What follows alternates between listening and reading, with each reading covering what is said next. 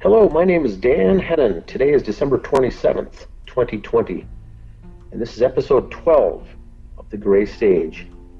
We're reviewing the book authored by Greg Fernandez Jr. called The Gray Stage. He'll be joining me today and going through chapter 7 of the book. Welcome to the show, Greg. Hey, Dan.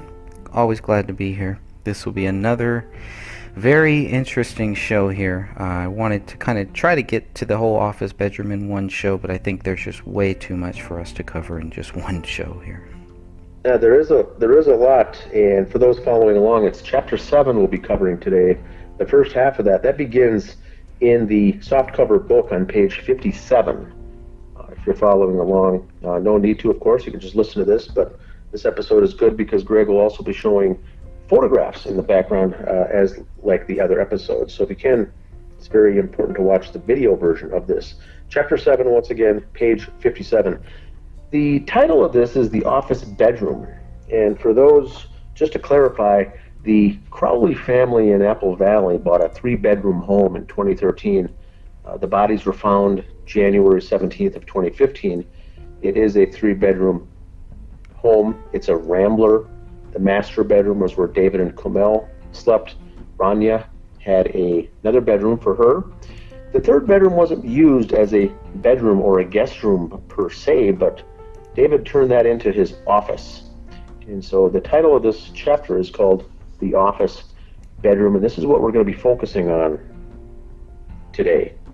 It starts off with saying, Item 27 is a blood stain in the hallway just outside of David's office bedroom. DNA results tied the blood to Comel. So what do we have here, Greg? You got the information here, the photos. It's item 27 is really just a blood stain found in the hallway. Yep. And ties to Comel. Mm-hmm. So far, the blood we've been seeing throughout the home has all been Comel's for the most part, right? The large amounts.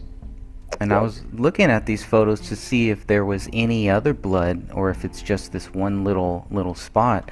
And of course with the images sometimes it's really hard to tell, but it does look like it's just one little swipe. So here's item 27. Maybe a couple swipes here, something going on, maybe a couple fingers or something passing by, but it looks very out of place. There's no other blood in this area. It looks kind of like a finger swipe. There's no blood on the carpet that we can see. If people that are looking at this image, looking at item 27, does this help us see when the bloody footprints were possibly on the wood floor? Meaning, can we tell which way that the blood is being swiped in this image, left to right, right to left? It doesn't look like north to south or south to north. Would you agree with that, Dan? It looks like left to right or... Yes, and it's near the door frame, so it looks like someone either entering or exiting that room left it behind. It's not cast-off blood. It's not high or medium velocity blood spatter, per se. It's smeared, much like that Kleenex box in the kitchen.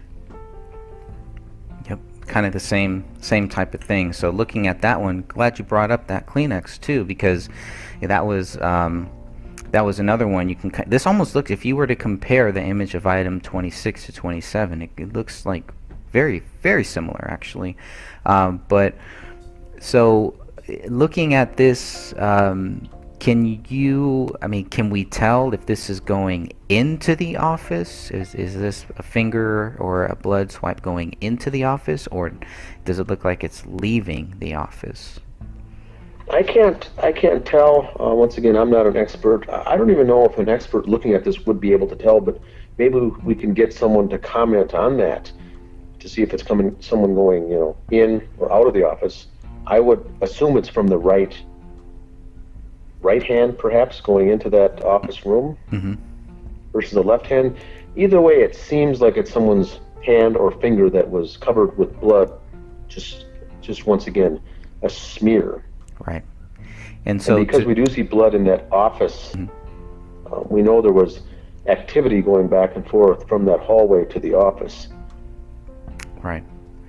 And we know that would make sense, but it does appear to be just a smear from someone's finger. From someone's finger. Yeah, I think, and I got an image up here of the tissue, which, like you said, it does kind of look similar to that. I know there's a and so this was to kind of understand which happened first. You know, was the office writing, did that happen first? Did the laptop writing happen first? Did the blood writing happen first? It's all kind of just, I was hoping, you know, with all this, they would be able to kind of piece together some type of theory, right? I mean, if they're going to blame David, it seems like, okay, what is their theory about what did David do first? Which writing did he do first? Did he do second? Did he do third? And we don't see any of that, right? They haven't really gotten into that, maybe because they just simply don't know. But then again, it goes back to the whole thing. What do they know, and what do we see here within all of this that will help us understand why they believe David is guilty?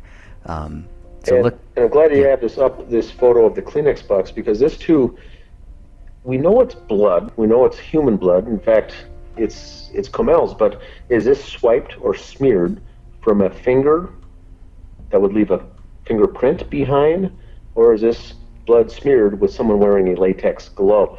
My same question is for the one on item 27 outside the hallway. Yes, it's blood. It looks to me like it's staged or planted there, or staged on purpose there. It wasn't an accident. But the question is there fingerprints? Is there ridges? Can we do a fingerprint test to identify? Now, if David did this, meticulously planned to kill his wife, daughter, and then himself, there would be no need for him to be wearing a latex glove at all. So this is the important question is there fingerprint? Is there ridge detail? Because if someone was wearing a glove, we have another whole issue altogether. Why would someone be wearing a glove if this was a double homicide followed by a suicide? Now, if this was a triple homicide, which we have deemed it to be, there most certainly would be someone wearing a glove, or a pair of gloves, or a latex glove, or some kind of glove to cover up the fingerprints. And this looks exactly like what we're seeing here. So there's the swipe right there, whatever it is. Does it look like just one finger, maybe two fingers? I mean, it's pretty thick here. Yeah, maybe one or two, but it's a swipe, or what I would call a smear. Mm-hmm. It's not a fingerprint. It's not it's not cast off blood. Someone left it there behind. I can't tell once again if they're going into the office or out of the office. It just looks very out of place. It really does. Similar, like you said, similar to item 26, to the tissue box. What we have to do is ask ourselves, is it authentic, number one? Was it actually left there accidentally, or was it planted there on purpose? Or did someone, one of the killer or killers, make a mistake and leave this blood behind? Was it a mistake? I don't know if there's even an answer to that, as it probably doesn't even matter whether it's the who left it behind or why. But my thinking is that the most important thing is here, is it a exposed finger with ridge detail, or is it something smeared, left behind by someone wearing a glove of some sort? And I think that's the most important point. And I don't see finger ridge detail there. No, they don't mention any. I think the only ridge detail is the palm. I think that's mentioned a little bit. I think. Yeah, and once again, as you mentioned, Greg, there's not much mentioned. And when you take a step back and look at the entirety of this crime scene, there's very little fingerprints left behind. Mm-hmm. There's a lot of blood left behind. Very few fingerprints left behind. Mm-hmm. Like I said, there's a palm print, but it's very interesting that with all this blood, there's very little fingerprints left on anything, which I think raises the much larger question for the listeners out there. And to There should try, be fingerprints all over this place. yeah, there should If be. someone planned and meticulously planned this event and did it themselves, there should be fingerprints all over the house. The fact that there's none is there's hardly any fingerprints here. Very strange. And that's one of the things that you and I think, you and I agree on, Greg, is that what the detectives in this case, seasoned detectives that do this for a living, wouldn't that raise their suspicion to say, why isn't there more fingerprints here in the home? There are none. It appears that the handgun was wiped down. No fingerprints on that. There's a lot of blood around, but there's no fingerprints. There's writing on the wall with no fingerprints. So that's what we're getting at here for the listeners, just to understand the much bigger picture here, that I would think even an armchair investigator would, these kinds of questions would come jumping out to people not even in the industry by saying, there should be fingerprints. Why aren't there fingerprints? In other words, why did the killer wear gloves? Yep, and I'm glad that you brought that up, because we were talking last night with one of our newer members, William Rail, and we were talking about the blood on the living room wall, and wondering if it's possible that there was other blood that was wiped up first, and then somebody wrote Allahu Akbar on the living room wall. And I wonder if there was a lot of blood, if it's possible. I mean, it's possible, but is it plausible that there was a lot of blood that was wiped up, and this might have been one of the blood spots that was missed? You see around the house, especially next to the kitchen island, it looks like there's like wet drops, almost like somebody was cleaning up something, maybe cleaning up blood, I don't know, cleaning up a spill. Could have been a spill that had nothing to do with it, but that would be some of the other things that I would look for. Also, next to the dog cage in the living room, and I'll pull up just a photo of the house layout, but kind of where we see item 33, there's a dog cage there, and when they move that dog cage, it does look like a bunch of like wet drops. Maybe, I don't know what type of cleaner. I mean, maybe listeners can help us with this too. What would you need to clean up blood, and would it leave stains? Would it leave any markings? You know, I used to have green walls, and we would have stains, and even after we cleaned it up, it would still leave these weird puddle drips that I see similar to this house. But I don't see a lot of that in the hallway, but again, we only have certain photos there of that. So the next paragraph is the office. Blood found on the computer desk, labeled as item 39, was swabbed and collected by Beth Wolf. The item was submitted for nuclear DNA testing.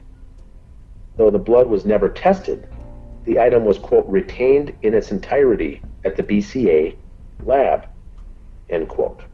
Now, this is very interesting, Greg. What's your thoughts on this? Well, this is still, it's another one of, well, why wouldn't it be tested, right? I mean, you would think that everything should have been tested. And maybe we go to the good side here, sure. The positive. What did the detectives do that was correct? So Beth Wolf gets it, she swabs it, collects it, and submits it for nuclear DNA testing.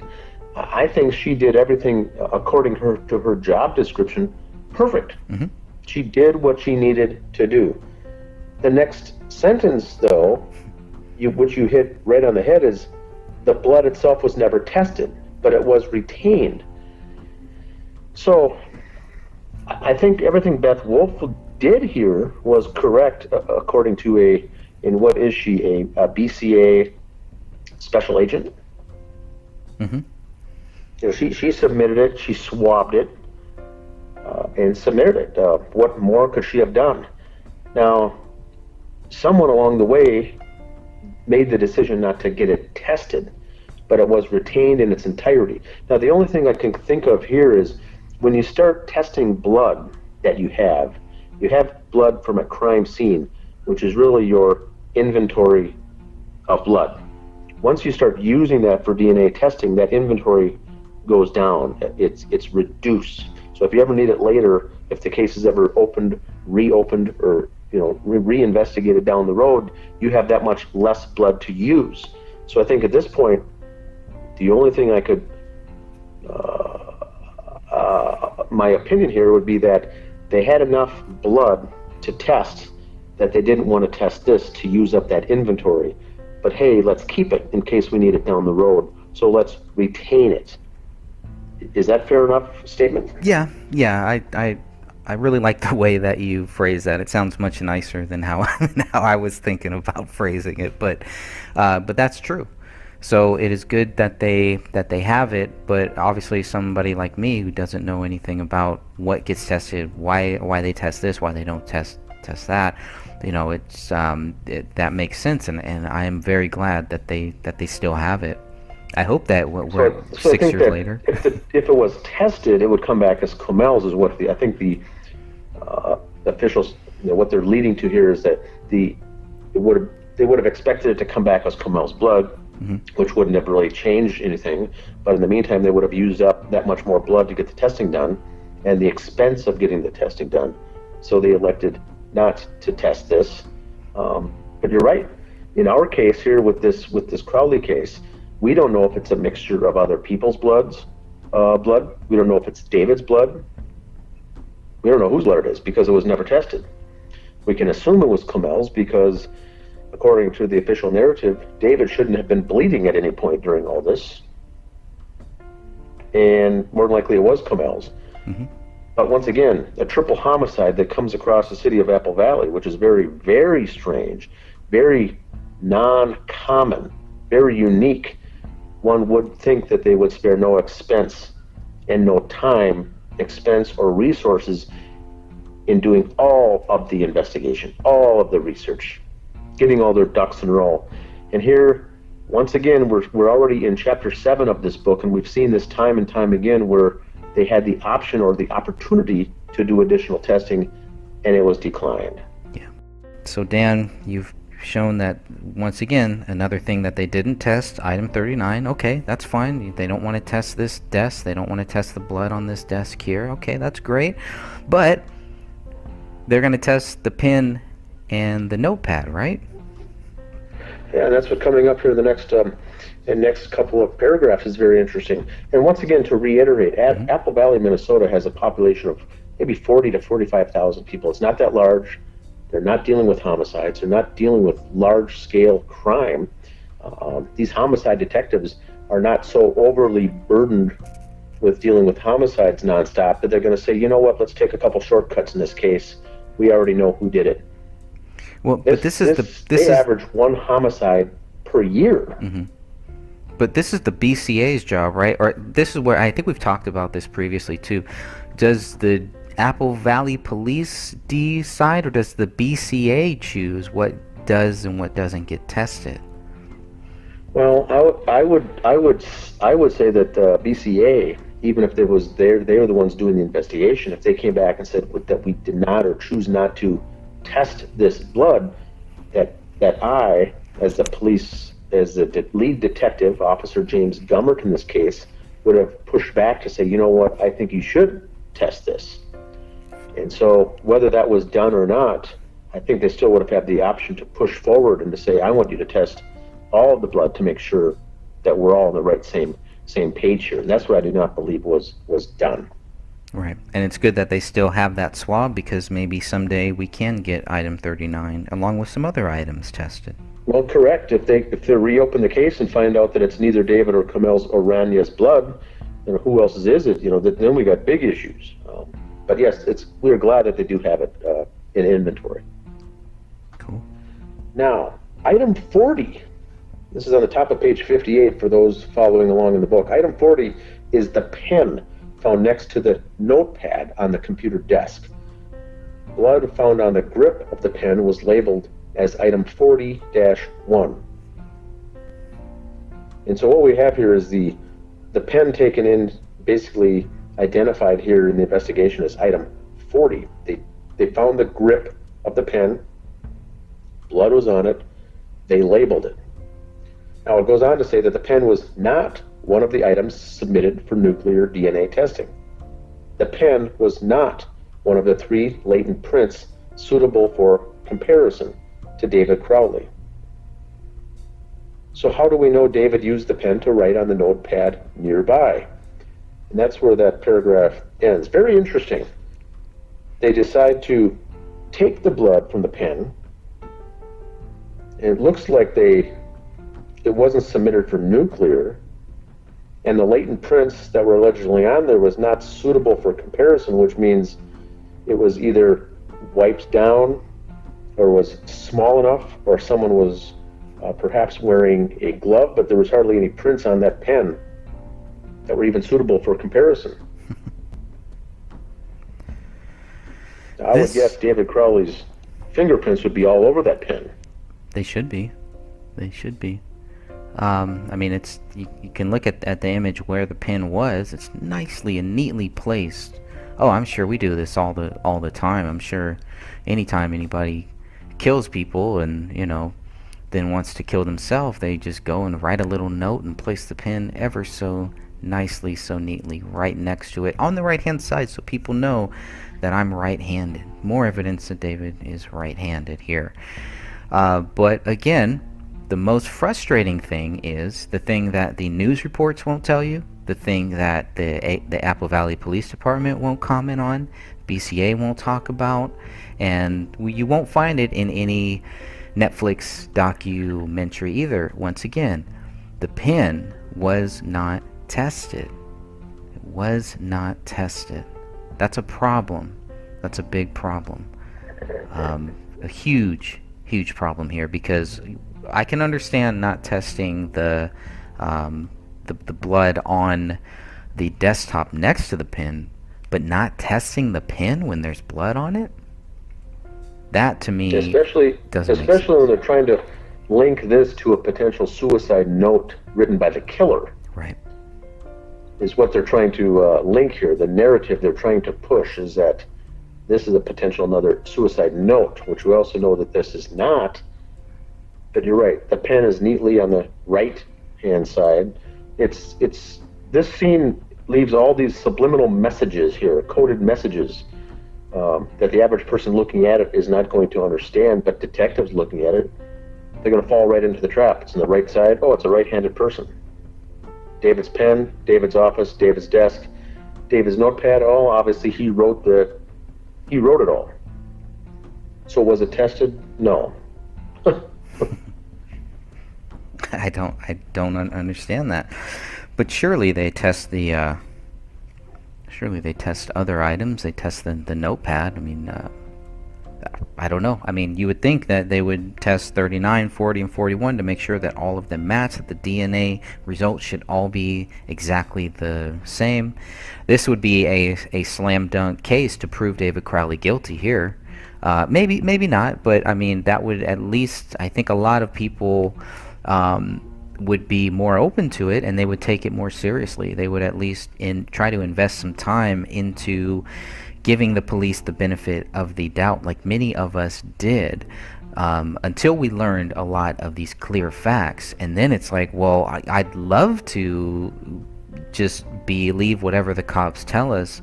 The problem is what they're telling us is not backed by facts. It's backed by fiction, and that's just not good. You don't want to do that in a case like this, where we're talking about they knew who David Crowley was.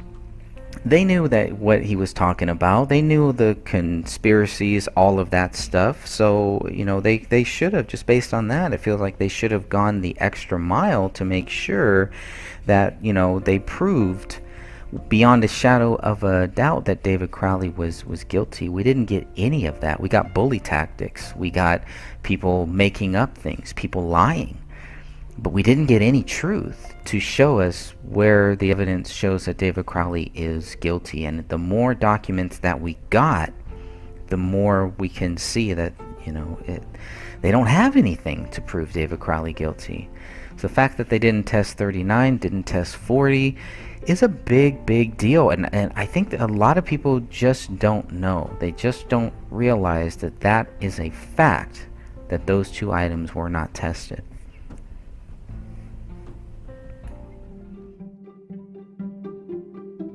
Correct. Very important. And not even tested, like you say in the book here, is one of the items that wasn't even submitted for nuclear DNA testing. It was never even submitted. Therefore, Yeah. it couldn't have even been tested by those in the lab doing the tests because it wasn't even given to them. It was never submitted. Right. Why not? Very odd. All right, let's go to the bottom of page 58, starting with item 41. Okay. Item 41 is the actual notepad found on the computer desk in the office bedroom.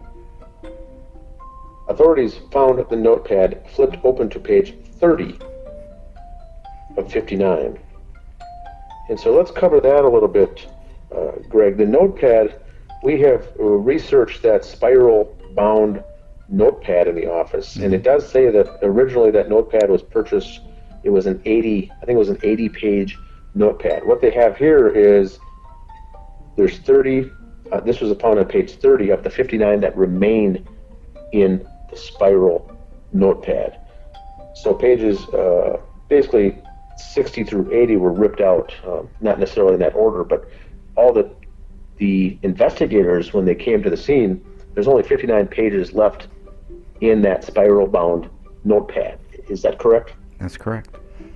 Okay, so it was 80 originally, so I know they used that for their budget and some recipes and some notes and things like that, whether it related to David's business or not. It was happened that notebook happened to be in the office. So 59 pages remained, and the way investigators do that, they count page 1 from the first page all the way to the end. The last page was 59. They said that this was flipped open to the 30th page in that notebook, and it said, "Open the Rise most recent version and submit to Allah now." Now, back to the book. On page 30 were two strange, unexplained sentences. The first was, quote, "Open the Rise most recent version." The second message was, "Submit to Allah now." Neither of these two messages were ever labeled as suicide notes by authorities. More importantly, who can prove David wrote the two messages? Now, what would they need to prove it? What would we need to be satisfied? And more importantly, for any investigators, for any cops out there, ask yourself this. What would you need to prove David Crowley wrote this here? What test would you... The common answer would be a handwriting analysis test that proves that David was the author of these two messages. But we have a problem with this, Greg, because there was no handwriting analysis done on this notepad. Now, it looks like David's writing. It appears to be David's writing.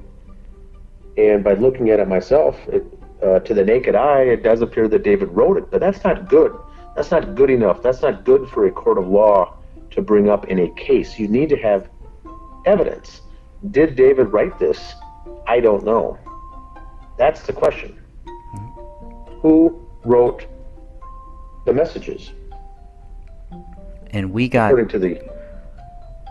Yeah, here's the other pages he's showing you. Different bills, budget, monthly budget that him and Comel used for utility bills. That they both wrote in, apparently. We only have 24 pages, too, which is another interesting thing. They made clear that there were 59 pages, so we didn't get every page that we should have, that they have. I don't know why certain pages were excluded. The only reason that I can think of, the only valid reason, is because they were just blank. But obviously, I'm guessing the same thing. The blank ones they wouldn't have a need to photograph or make copies of, I don't think. But that would have been easier for them if they already had it in a file. All 59 pages. They must have had it in a digital file. Instead of giving us the digital file, they had to go through it first and pick what pages they wanted to give us and not give us. Which is a problem there too. I don't know if that's legal. I don't know if that's necessary, to be honest with you. But this book did start, like Dan said, this was a 80-page sheet. There were 80 sheets, 6 by 9, and you can see at the bottom of this looks like it was started out as a budget book. You can see, they're paying close attention to their budgets here. Only a couple pages are the actual budgets, but if you look at the bottom, you'll kind of note these 41A-1, those are the page numbers, and you'll see this F means that it is the front. So you'll see F on some of these pages, and then you'll see B on some of these pages to show it's front and then back. But both, David, I think the interesting thing is here, Greg, is that we look at someone who's new to the case will read the police report and say, boy, this was a family struggling with finances, he killed himself, end of story, problem solved. Well, when citizen investigators file FOIA requests for the FOIA and get back reports like this that show page after page after page of family budget, estimated due dates, when bills should be paid, what we see here is very high level attention to detail for utility bills, monthly bills. This really actually, other than this one page, Open the Rise, that the official narrative is using to claim David as the killer, the other pages all are huge support for these guys being very frugal with their finances and being very disciplined is what I see in this notebook. Yeah. Which is a very different story than what we see as the official narrative. That's right. And of course, there is blood. You can clearly see that there's blood on these pages here. Like this is actually, it's another interesting thing that this is the back, and I know we'll get more deep into what's in the notepad on our follow-up show to this one here, but this is kind of weird too, because where the Submit to Allah, Open the Rise Now, it's actually written on the back of one of the pages, of page 30 here. So I thought that was kind of interesting too, to write it on the back, not necessarily on the front, like I would kind of assume, but then there's blood, there's lots of blood here on a lot of these different pages, so obviously when they did not test it, it really stands out because everybody, I would think, okay, it's very easy, let's go ahead and let's look at this, let's figure out whose blood, let's do some writing samples, and like you said, it was like none of that was done. They had their killer, they had their story, they had their theory, which is all that they have, by the way. It's just a theory, a very weak theory too. And as we go on, that's the only reason this podcast is even here is because of how weak their theory is.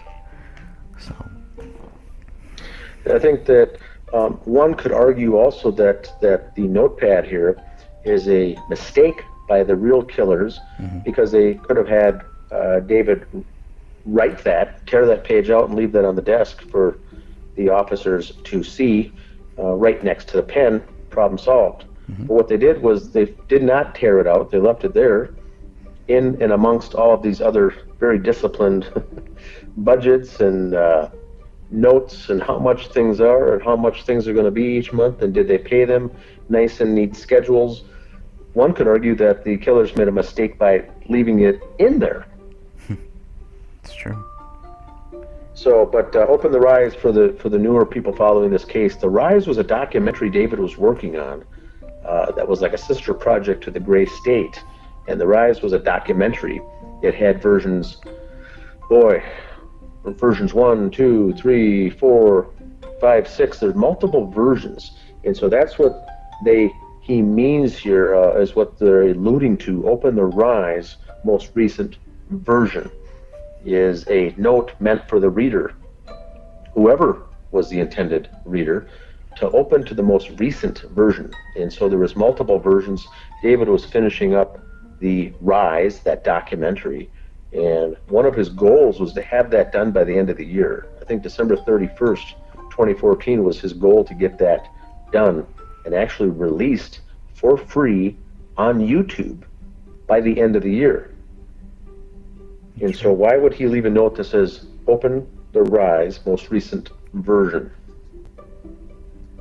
And so was that a to-do list for him the next morning to get up and work on that. But right beneath there is submit to Allah now, and there is blood smears on that page.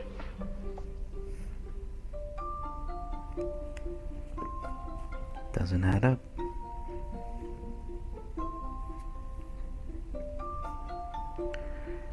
So very interesting. Now the next page, we're on page 59. The bloody visual ridge detail was found on the following pages. 41A. So this book, this notebook was 41. The notepad was item 41. So all these are going to have 41. So 41A-30. The back of that page had ridge detail. 41A-31 front and back. 41A-31-1. 41A-32 front of the page, 41A-33 front of the page, 41A-34 front with possible RD, which is ridge detail, and then finally 41A/58 back. And there's only 59 pages in that book, so it's the second to the last page. There was ridge detail found on the back of that page.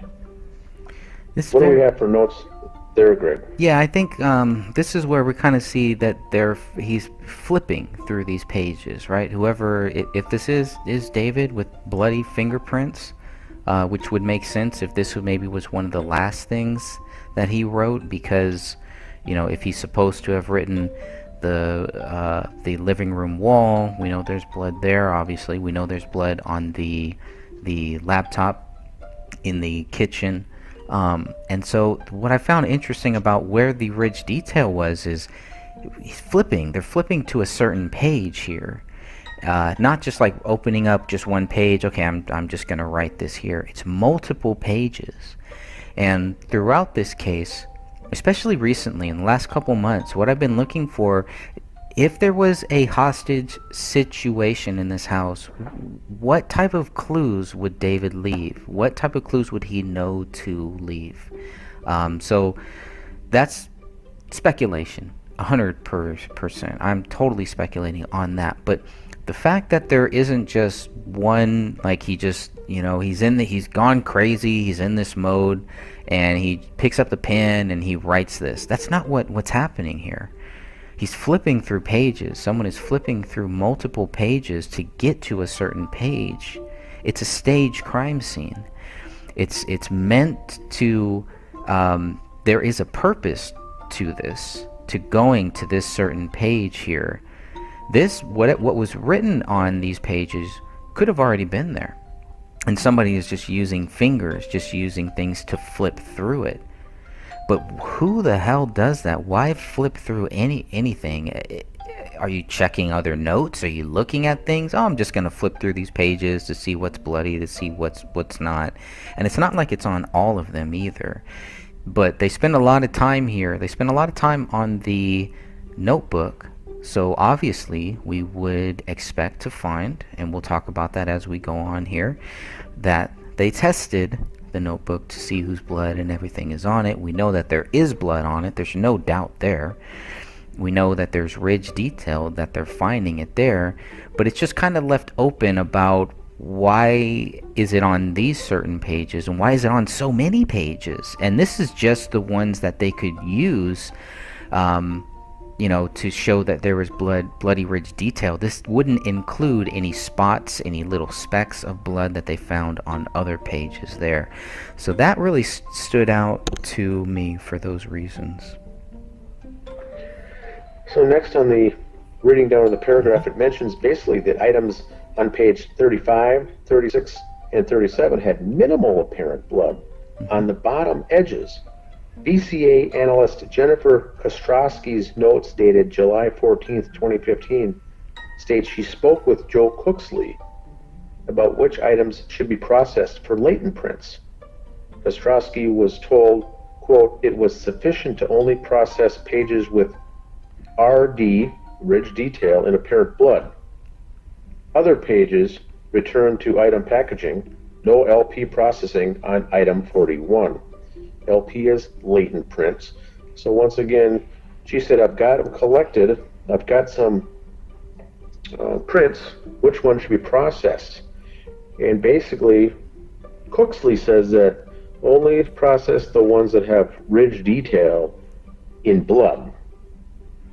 If there's blood and there's ridge detail, let's process those. Let the others go.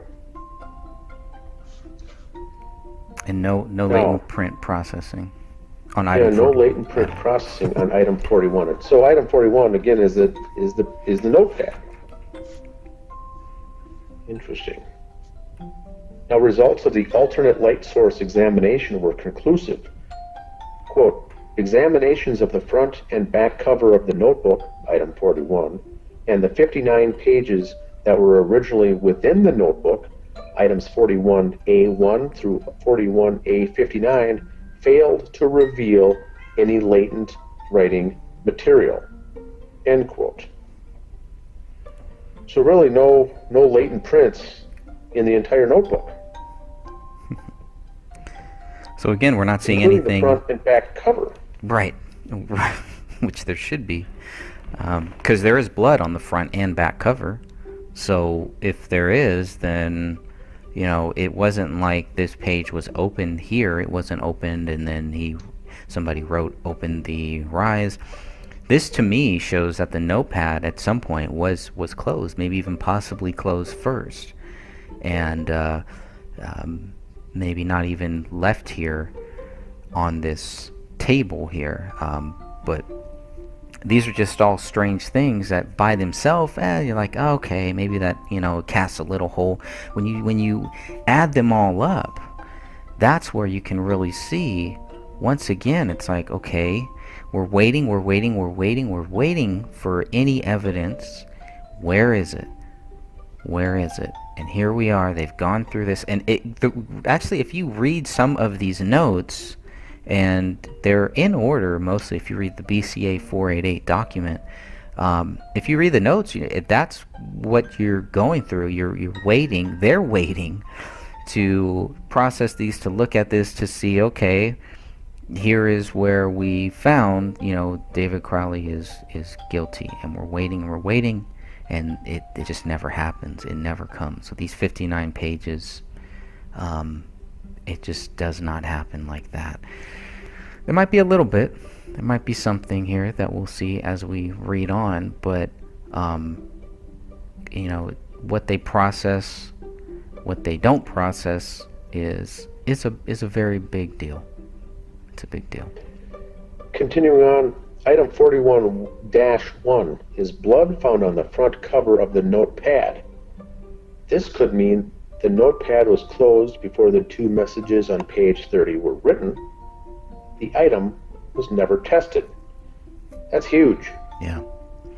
Yeah, that's the a big item one. was never tested. And so we've seen this time and time again in the details. Now, item 41-2 was blood found on page 30 of the notepad. Two sentences were written on that page. Once again, open the Rise, most recent version, and submit to Allah now.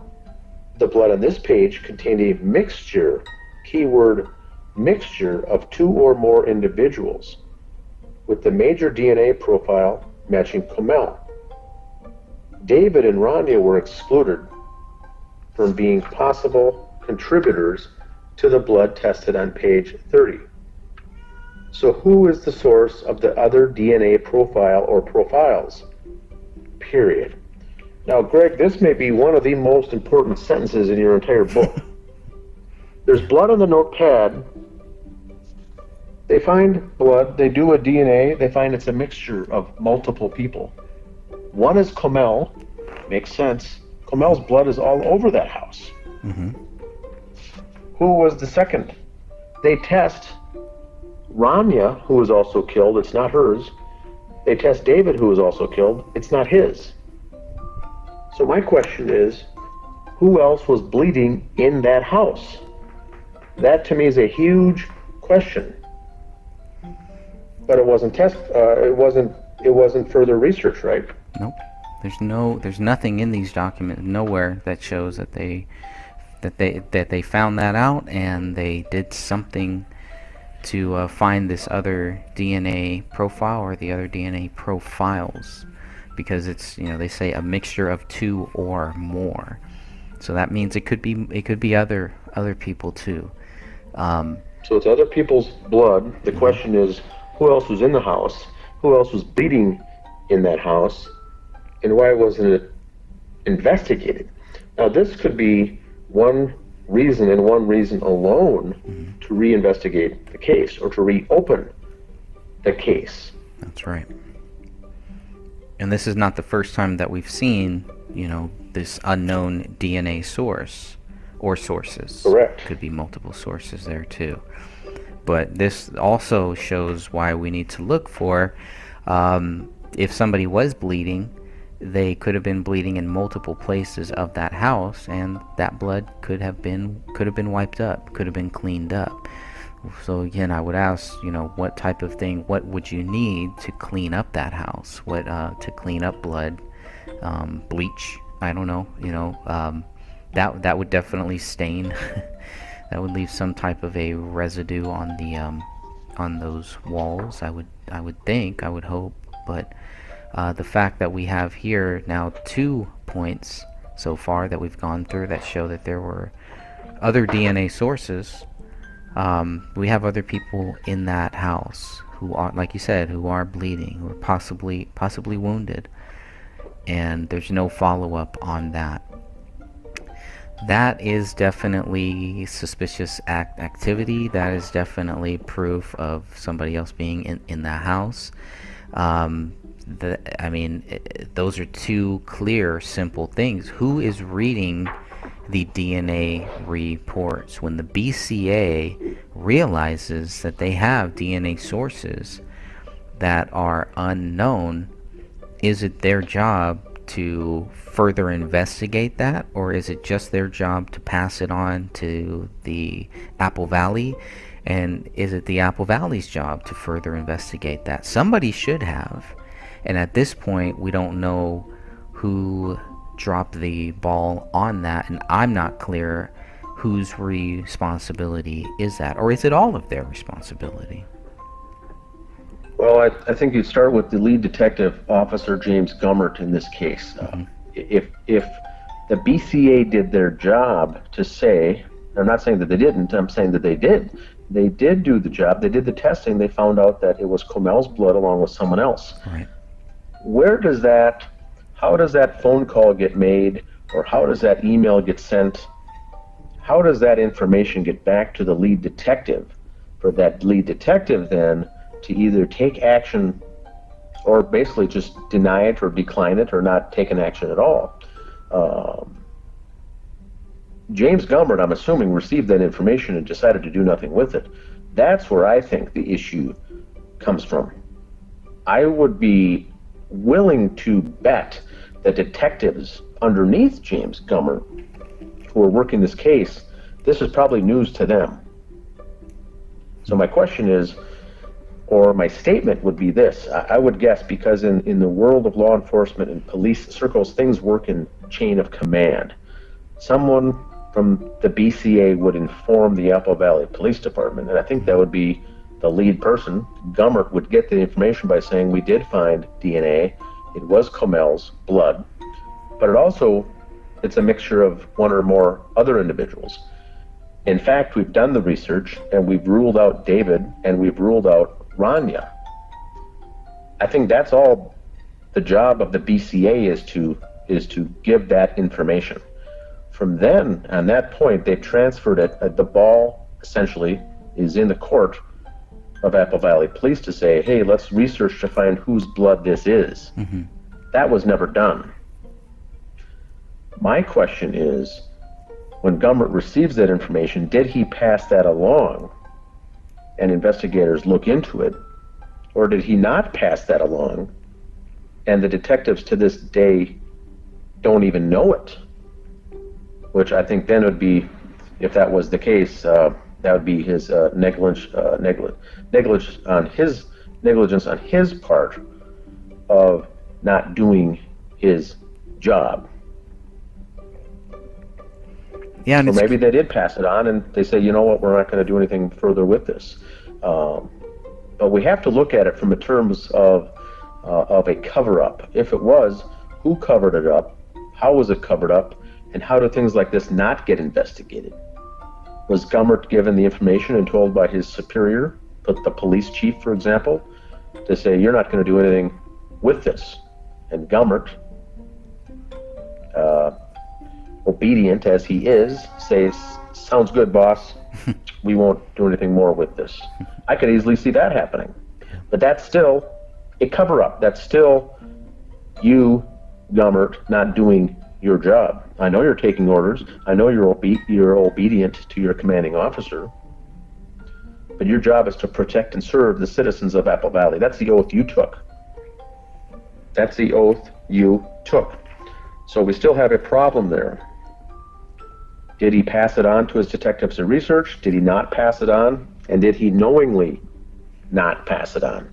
Was he told not to pass it on?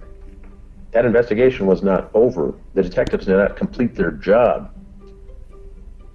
But if those detectives currently are listening to this program and never heard of such a thing, they didn't know there are multiple DNA, that's where my issue lies on my end. Mm-hmm. I'm thinking that's how cover-ups are successfully handled in cases like this. They're not given to the next level down. The next level down is not aware of it. I don't think they'd have a meeting and say, you know what, there's more than Kamel's blood on this. Guys, what should we do? And you know what? Let's all just agree to say nothing in case. Let's get our story straight. We're not going to say anything. I don't think that's how it's done. I think that information is suppressed from the detectives doing the work, and it's suppressed at the sergeant level, at the manager level, or perhaps by someone above him telling him to suppress that information. That's how things like this are successfully covered up, because chain of command. It's all about the chain of command. Mm-hmm. But I do believe, Greg, to come back to your original question, that the BCA did their job in that respect. They did what they did. They found the answers, and they forwarded on to the investigation. And it's up to them, I guess, to take the ball and run with it. And if Apple Valley chose not to do anything about that, I don't think anyone in the BCA is losing sleep today because they know there was more than one person's blood on that notebook. And Apple Valley chose not to do anything. I don't think they'll say that's not, how's that my problem? Right. Which is also wrong. Yeah. Yeah, it's a big stain on all of them. The fact that we have, it's such a horrible crime here that we know has happened. We have 3 dead people, very young people, including a 5-year-old child. And I think all of us just kind of, we wanted to think that the investigation would be thorough, as they had told us, as we have heard from the investigators, as we have heard from Kenneth Maines, as we have heard from Eric Nelson, as we have heard from all of the fictitious writers who have covered this case and want to think that David Crowley is guilty. They make it sound like there was a very thorough investigation done here. It sounds like the family, the friends, also think that there was a very thorough investigation done here. I think in these 12 shows that we've done so far, and we're not even halfway through my book, by the way, but just in these 12 shows, I think we've without a shadow of a doubt, proven that this was not a thorough investigation, that this family needs a thorough investigation, and that one of the main reasons to get this case reopened is so that we get a thorough investigation. I don't think that's too much to ask for, especially in such a clear-cut case like this. When we talk about things that were tested and weren't tested, we're saying the blood on the desk was not tested. The pen was not tested. The front cover for the notepad was not tested.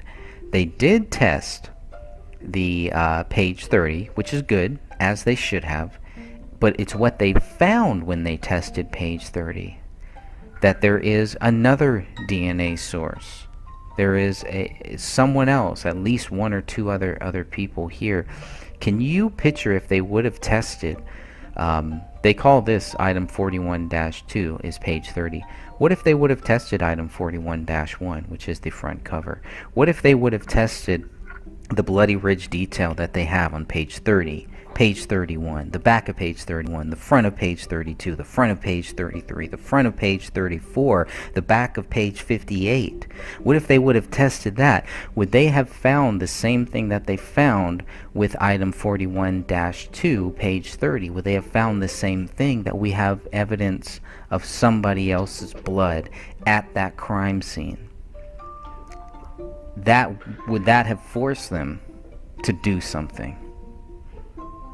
Correct. And I think the whole thing, it really comes down to refusing to reopen the case is more about saving the reputation and the credibility of the Apple Valley Police Department. Boy, if this case gets reopened, this would be one of the first things exposed, and right off the bat, it's going to be major, major embarrassment. Now, the offset to that is, you and I, Greg, can't reopen the case. We're not family members.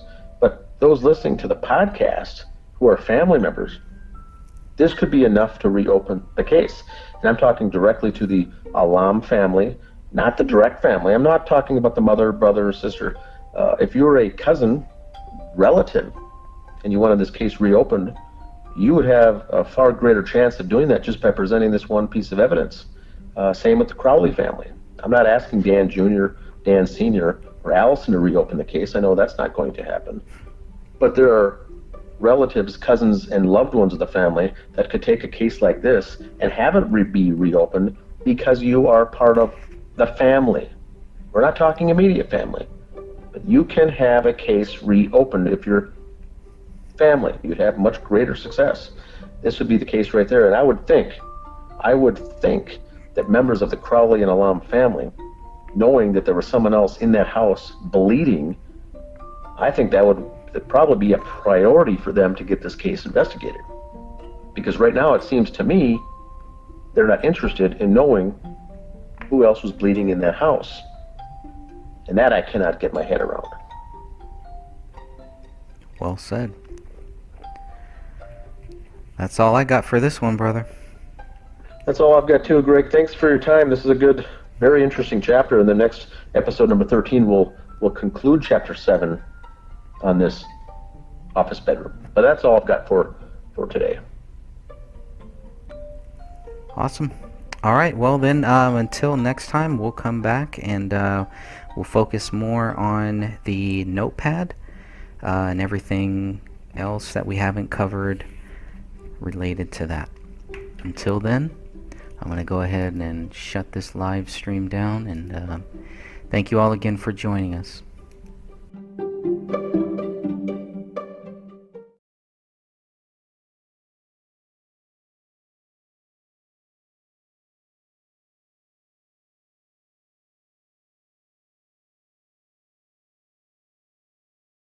Thank you very much, everyone.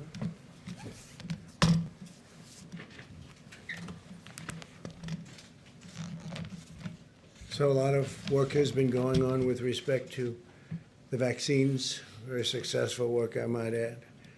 We have 3 great companies doing somewhat different variations, but they're all looking very good. From the beginning of the China virus, all nations have understood that our top priority must be to develop a vaccine as quickly as possible to end the pandemic and get life back to normal. The successful vaccine will not only save millions of lives, it will put an end to the restrictions and some of the things that go on and have to go on in the meantime. Today I want to discuss the historic progress we're making to deliver a safe and effective vaccine in record time. And there's never been anything like this ever in our history. There's never been in history, period, world history. Since January, America's brilliant doctors and scientists have been working around the clock. These are the best medical minds in the world by far, and the vaccines are going through the gold standard of clinical trials and very heavy emphasis placed on safety. 3 vaccines are already in the final stage. Joe Biden's anti-vaccine theories are putting a lot of lives at risk, and they're only doing it for political reasons. It's very foolish. It's part of their war to try and discredit the vaccine now that they know that we essentially have it. We'll be announcing it fairly soon. As part of Operation Warp Speed, my administration's manufacturing all of the most promising vaccines in advance. And actually, it'll be fairly long in advance. As soon as a vaccine is approved, the administration will deliver it to the American people immediately. Distribution will begin within 24 hours after notice, and the general, I think those are the words specifically you wanted us to use. Yes, Mr. President. Within 24 hours, you're all set to go, and massive amounts will be delivered through our great military, and the general is one of our best, and he is ready to go. We'll have manufactured at least 100 million vaccine doses before the end of the year, and likely much more than that. Hundreds of millions of doses will be available every month, and we expect to have enough vaccines for every American by April. And again, I'll say that even at that later stage, the delivery will go as fast as it comes. They can deliver. They're very good. Best, I think, probably the best in the world. The estimates I'm providing today are based on the manufacturing that's in process, and that's in process immediately right now. We've already exceeded our ambitious goals under the Defense Production Act contracts that we've secured. We may even get far above these numbers. The numbers that I'm telling you today, I think we'll exceed them very, very substantially. And I think that also includes distribution. I think distribution will go even quicker than most people think. I'm relying on our military. Everything I've done with our military has worked out very well. In a short time, we'll have a safe and effective vaccine, and we'll defeat the virus. Interestingly, as I was saying, that go very well, just like what we did with our military with respect to ISIS went very well, long ahead of schedule. They have been incredible in working with me. Let's go to Puerto Rico, because Puerto Rico's been hit very, very hard by a lot of different storms, and they're great people. It's a great place. I know it well. Great place. Today, my administration's making the largest emergency relief award in history to rebuild Puerto Rico's electrical grid and educational system. We're awarding $13 billion to permanently repair and replace thousands of miles of transmission and distribution lines that should have been done many years ago. This was beyond even the storms. This was just age and a lot of the salt. The salt from that ocean is a killer for electrical stations and power generation systems. But on top of the salt, you had these massive storms or hurricanes come in. And Maria in particular was a disaster. But for many years, they've been trying to get this done, and they have had the political willpower in Washington to get it done. So we're going to get it done for them. We're also going to be bringing back very, very major amounts of medical work. You know, we used to have pharmaceutical manufacturing at levels that few places had, and a lot of it's left Puerto Rico, and we're going to bring that back, especially now since our emphasis is going to be making our product. So we're going to bring pharmaceutical manufacturing back to Puerto Rico. A lot of it left over the years, over a long period of time. It's been leaving and going to China and other places. So we're bringing all of that back. This was done in previous administrations. I'd like to just point out, we've done more for Puerto Rico than anybody, and this is just an example of it, but we've done more for Puerto Rico by far than anybody. We'll also be launching a major effort to repair and renovate the schools across the island. Following Hurricane Maria, my administration immediately deployed the full power of the federal government to bring the electric grid back online so they could at least temporarily, and it certainly wasn't a permanent fix. It was ripped to shreds, but a lot of that was ripped to shreds long before even the storm came in. For many, many years they've been trying to do it. but we wanted to restore water supplies, and we did make emergency repairs to critical infrastructure, which we took care of, and save countless lives, which we did. FEMA's response in Puerto Rico included the longest sustained air mission supplying food and water in American history. We supplied it for long after the hurricane was gone, the largest disaster commodity distribution mission in U.S. history, and the largest sea bridge operation in federal disaster aid U.S. history. My administration's also pre-positioned vast quantities of relief supplies for the future disasters, but unfortunately, Puerto Rico's in the way of a lot of different storms, a lot of hurricanes, and the island is now stocked with nearly 8 times as much drinking water and 13 times as much food as it had before I took office, so they're ready to go if something should happen.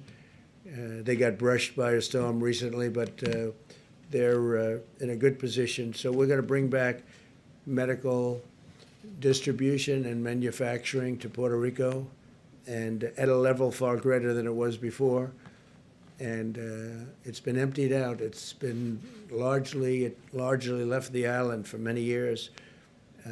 One point it was the talk of the world, and now it's the talk of the world in a different way. We're bringing it back, so we're going to be bringing it back from various other parts of the world. It's going to Puerto Rico, and I think that's going to be very exciting for the people. And we're undertaking the largest federal investment in Puerto Rico's history. So you have a lot of, I have a lot of friends in Puerto Rico, and I've told them about it, asked them about it. Conceptually, what do you think? And they're very excited. I just want to say, by contrast, Biden's devastated the island of Puerto Rico. Joe Biden, what he's done to Puerto Rico, meaning the past administration, is devastating.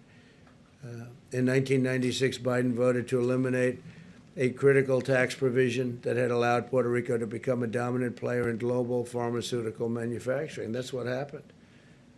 When Biden voted to repeal this provision, the pharmaceutical industry was ripped out of Puerto Rico. All incentive to stay there was taken away. And all of the jobs went to China and other places, but mostly to China. That's what happened. This was done with a vote of Biden. This was even before the Obama administration. This was early on, but so sad that was done. And then Obama came in, and it got worse. So for the people of Puerto Rico, they were a disaster for you. And I have to say, in a very nice way, a very respectful way, I'm the best thing that ever happened to Puerto Rico. Nobody even close. But as a result, the island's economy, under the previously mentioned names, it just absolutely cratered. Biden's vote also left the United States at the mercy of foreign suppliers for essential medicines, putting our national security and our health at risk. We had a tremendous industry potentially going to Puerto Rico, and they just absolutely cut it short with bad votes and took all the incentive away, and it went to other places, faraway lands.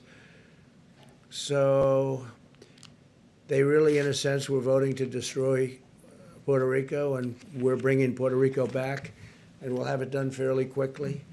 And the $13 billion is that's a tremendous amount of money, but it's a very important amount, and I think you're going to see something terrific. And it's very exciting. To me, what the most exciting is bringing the whole pharmaceutical industry back. We've spoken to various companies, and they're willing to go there.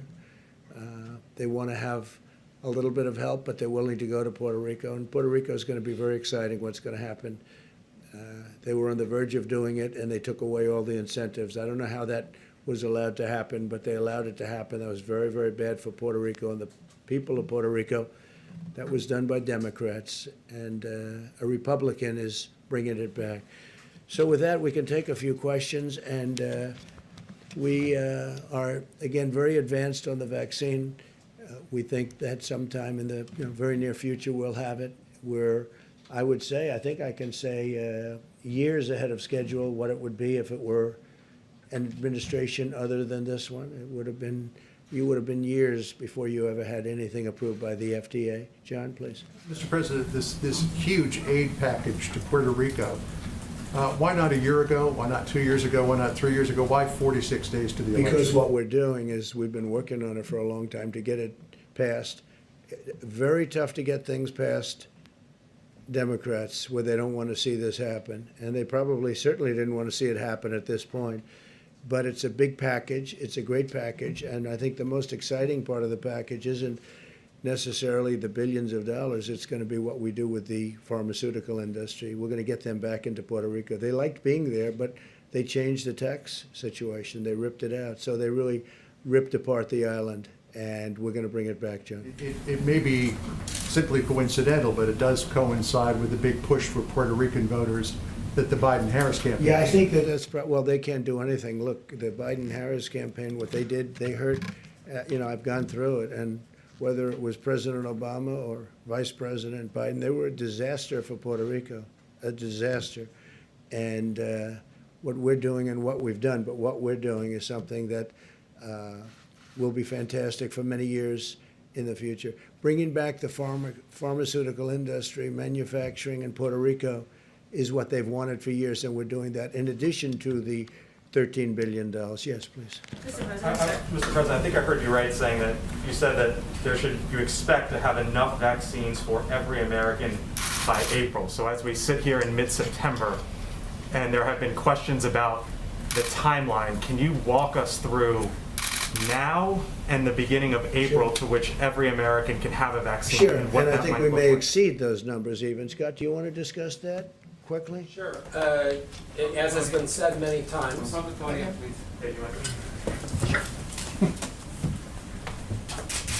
Okay. We have all the people that are involved in the actual vaccine distribution here, but we were just going through this. As of the end of the year, we will have over 100 million doses manufactured.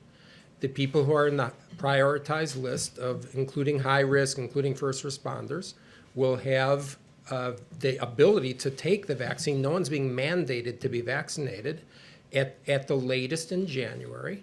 And as we said yesterday, or I think yesterday, there will be hundreds of millions of doses delivered for people to take it during the first quarter. And so that by April, every single American who wants to be vaccinated will have the ability to be vaccinated. It's not a forced vaccination, of course. Dr. Fauci said today, basically echoed Dr. Redfield's comments that Q2, Q3, some point the summer of next year, the entire country potentially, or at least as many Americans that need to be vaccinated, will be vaccinated. Is that the timeline? Yeah, we think we will. Next summer? Yeah, that's on the outer edge. We think we can beat that number very substantially. And on TikTok, sir, if you don't mind, the Commerce Department essentially gave you a runway today to strike a deal after the election. Do you expect a TikTok deal before the election or after the election? I think it could go quickly. We have great companies talking to us about it. You know about Oracle. You know Microsoft has been involved, and let's see whether or not they're continuing to be involved. Walmart is truly a great company. They're very much involved. They want to do something. So we have some great options, and maybe we can keep a lot of people happy, but have the security that we need. We have to have the total security from China. We're not going to do anything to jeopardize security. At the same time, it's an amazing company and very, very popular. So if we can do a combination of both, I'd be very happy doing that. Could go very quickly, though. Could go very, very fast. Yeah, please. Mr. President. Go ahead, please. The Kuwaiti. When you OAN. Thank you, Mr. President. On Kuwait. So the Kuwaiti ambassador to Austria this week told the IAEA that the Kuwaiti government is very concerned over Iran's constant breaching of the JCPOA. In your discussions with the Kuwaitis today, have you discussed where they stand this week as we go into the UN, as the United States tries to extend sanctions on Iran? Well, they just left my office, as you know, the Oval Office, and we had a very good meeting with the Emir, and I think we understand each other very well. They're very excited about a lot of things that are happening in the Middle East. They are so excited that we signed the first two countries, and I think they'll end up fairly quickly being a part of it. I have I would say 7 or 8 countries that want to be a part of it without even working very easily, very quickly. Nobody thought this would happen, and not only is it happening, it's happening rather easily. We discussed that very briefly because that's an easy one. Believe it or not, that whole thing is now a beautiful puzzle that's coming together very nicely. But we are talking to them and others about various aspects of the Middle East. The Middle East is straightening out with all that's happening. You know, we've brought a lot of our troops back. A lot of them are coming back in the very near future. We're out of Syria, other than we kept the oil. I kept the oil. And we have troops guarding the oil. Other than that, we're out of Syria. We took them off the border between Syria and Turkey. We had a lot of troops on the border. Ultimately, we got it down to 50, and I thought they were in great danger. When you have 2 armies sitting there looking to fight, and you have 50 people in the middle, I don't care who you are, even if you're the U.S., those 50 people are in great danger. We took them out. But we had a lot of troops on the border, and we took them out. I said, look, they've been fighting on their border for 200 years, and a lot longer than that under different names, and they can continue to do that. That's not for us. We're guarding our own borders. We're doing very well on our southern border, as an example. So we're out of Syria, except we kept the oil, and we'll make a determination. We'll probably be dealing with the Kurds on the oil and see what it all ends up, but we'll be out. And very importantly, we're down to very few soldiers in Iraq, and we'll be down very shortly over the next couple of weeks to 4,000, less than 4,000 in Afghanistan. And then we'll make that final determination a little bit later on. We're dealing very well with the Taliban. They're very tough, they're very smart, they're very sharp.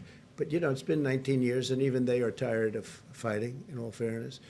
And we really served as a police force, because if we wanted to do what we had to do, we would have fought a lot differently than they have over the 19 years. They didn't fight it properly. They were police, okay? They're not police, they're soldiers. So there's a difference. The police, nobody has more respect for police than I do, but they have to do their own policing. So we're having some very good discussions with the Taliban, as you probably heard. It's been public. And but we'll be down to, very shortly, we'll be down to less than 4,000 soldiers. And so we'll be out of there, knowing that certain things have to happen, certain things have to be fulfilled. But 19 years is a long time, 8,000 miles away. 19 years is a long time.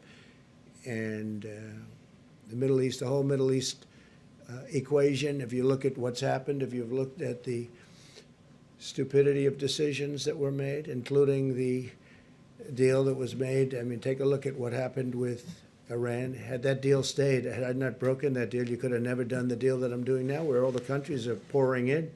And I had 2 calls this morning with countries that want to know, when can we go into the deal?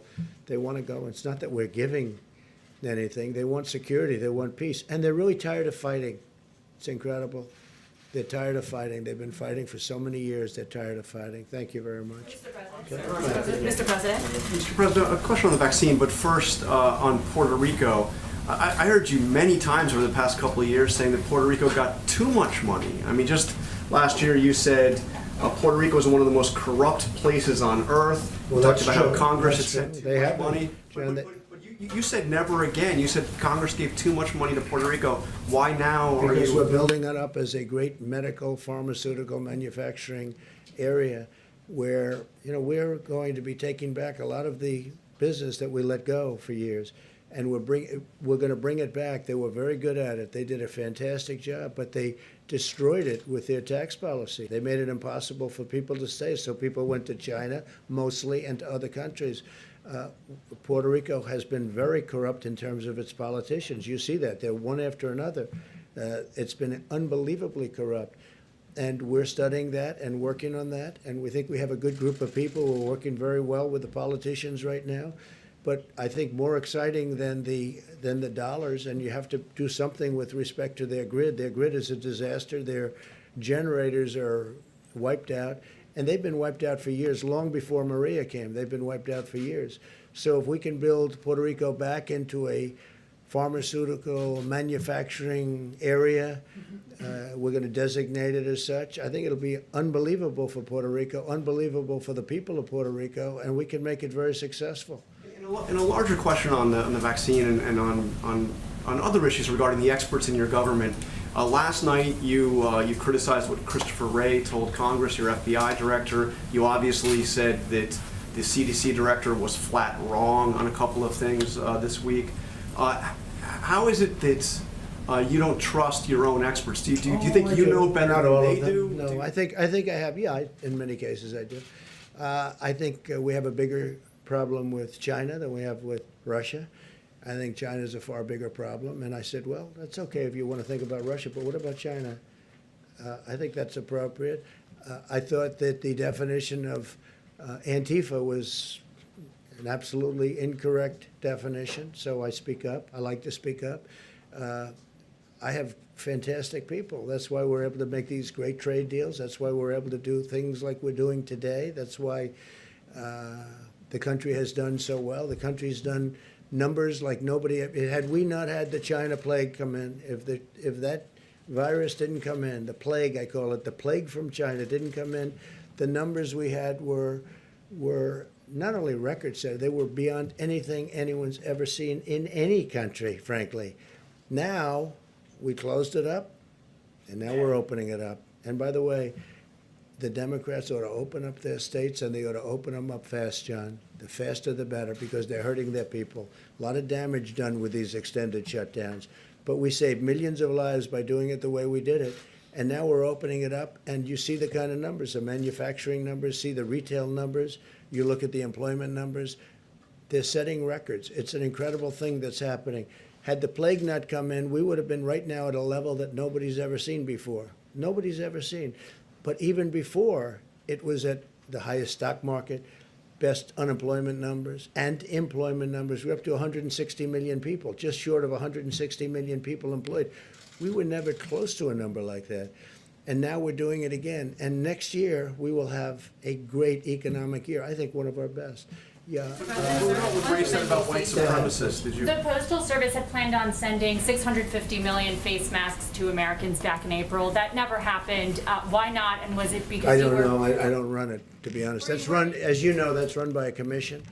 And they run it, I think, frankly, if they would raise the price of packaging, you'd end up making a lot of money or breaking even or doing something. The post office has been a mess for many, many generations, but for certainly decades, and it loses a lot of money. It's always lost a lot of money. And one of the reasons it loses a lot of money now is that it's delivering all these packages, and every time they deliver a package, they lose $3 a package or whatever the number may be. So I would suggest that they raise the price of packages, and you might get something where it loses very little, or maybe broke even, or maybe even made some money. Can you imagine a thing like that? And whether it's Amazon or any of the other internet delivery services, if you did that, you'd have a whole different post office. So hopefully they'll be doing that. In the meantime, I know so many people in the postal system, and I've known them over the years. They're incredible people, and they're very secure. They're going to be very secure. You know, the problem they have with the ballots, not the post office, the problem they have with the ballots is the people sending the ballots and the people counting the ballots. And who are they sending them to? Where are they being sent? Are they being sent to the wrong areas? Are they not being sent at all? There'll be tremendous corruption if they don't do something about it. Now, one big hope is that we're in front of numerous federal judges in Nevada. We're in front in Pennsylvania, as you know. We're in front in Michigan. We have numerous court cases out there that are very well advanced, and you'll start seeing decisions, just like we won the case on opening up Pennsylvania. That was a great decision by a judge that came down 2 days ago, and that was a very important decision. So, but we have a lot of very important decisions coming down on this, on the scam of unsolicited ballots, where they're sending out tens of millions of ballots to everybody, people that didn't expect them. People are getting inundated with ballots. They'll be showered with ballots. Everybody in this room knows it's a scam. Okay? Everybody in this room, even John. Don't say it, John, because What's it's a scam. Sending ballots at a level scam? they are never going to be able to count them. Let me ask you. Your officials vote by mail, sir? People in the White House vote by mail, or they go to the But scam? that's different. That's called solicited. When you solicit, when you go out, it's called absentee or solicit. When you go out and you request a ballot, you want to say, I want to vote because I can't be in Florida or I can't be someplace. You request. So you're sending something in. It's handled professionally. They send it back. It's a whole thing. That's much different than unsolicited. When you get millions of ballots, I heard numbers like 80 million ballots. Now, just this week, they had another one of the disasters that took place, an election. But look at what happened in New Jersey, and they had another one in New Jersey, very, very bad, different than Patterson. Look at what happened in New York with Carolyn, your Congressman, Murphy, Maloney, Carolyn Maloney. Look at that. I mean, look at that race. Carolyn Maloney had a race. It was a disaster. Ballots are missing. Ballots are fraud. These are small races. Look at what happened in Virginia. Look at what happened at various other parts of the country, even over the last short period of time. And these aren't 80 million or 50 million or 20 million votes. These are small elections. These are congressional elections where, in theory, it's easy.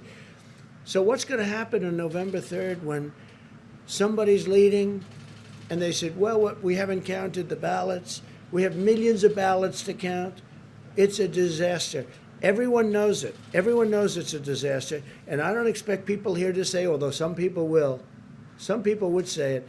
Everyone knows. You don't even have to know politics to know. And this has nothing to do with post office, by the way. Where are these ballots going? Who's sending them? Who's signing them? You have in Nevada, you have a governor that signed something where he doesn't even want verification of the signature. So what does that mean? So he doesn't even want verification of the signature. So I think it's going to be a terrible time for this country, and we're counting on federal judges to do a great constitutional job when they're right now analyzing it. Many federal judges, like I think 5 or 6, but many federal judges, I can tell you in Pennsylvania, big, in Nevada, very big. I believe it's in front of a judge in Michigan. We have a lot of judges have not yet ruled on this, but if it's ruled in a different manner, or it's ruled where these millions and millions of unsolicited people that aren't even asking, there's such a difference. You write in, you ask, they send it to you, you sign it, you send it back, that's perfect. That's absentee. There's nothing like going to the voter booth, by the way, nothing, where they check you as you go in. There's nothing like that. But that's absentee, that's okay. But the scam of sending millions and millions of ballots, and you know who knows this better than I do? The Democrats. They know it's going to be a mess. They know they're going to be millions of missing ballots or tremendous numbers of missing ballots. You could be talking about large percentages of these ballots are going to be missing. There's going to be fraud. It's a disaster. And everybody, and it would be a lot easier for me not to bring it up, but everybody knows I'm right. And you don't have to know a lot about elections. You don't have to know a lot about politics. This is going to be the scam of all time. And hopefully the federal judges, all respected, all highly respected, hopefully they'll be able to see this clearly and stop it. Okay, thank you very much, everybody. So I want to congratulate Puerto Rico, and I think you're going to have a great period of time. I think you're going to see a rebuilding of Puerto Rico. Thank you very much. Thank you. Welcome, everyone.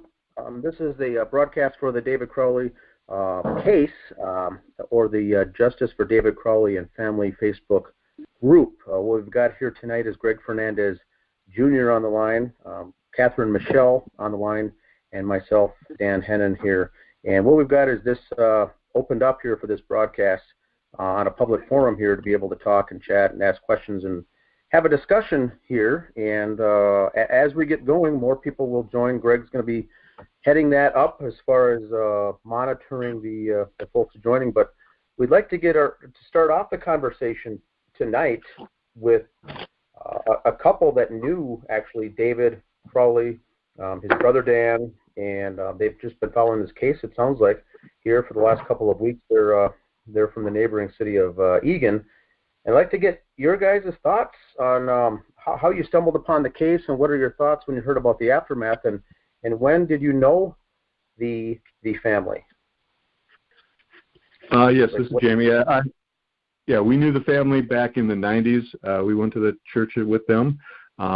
Grew up with our sons grew up together. We did some baseball together. Went to a few baseball games. They moved to Owatonna. And then they moved to Owatonna, and we lost track of them after they moved. No, we got together a few times. Yeah, we got together a few times, but yeah, the closeness kind of went away after they moved away. But we did stay in touch with them here and there, and then it was just 2 weeks ago that my son actually stumbled upon a video that showed at the end a trailer of the David's production, the Gray State, yeah. And then he sent it to us and said, "Is this the Crawleys that we knew?" And we watched it, and it was like, "Oh my God, it is." Yeah.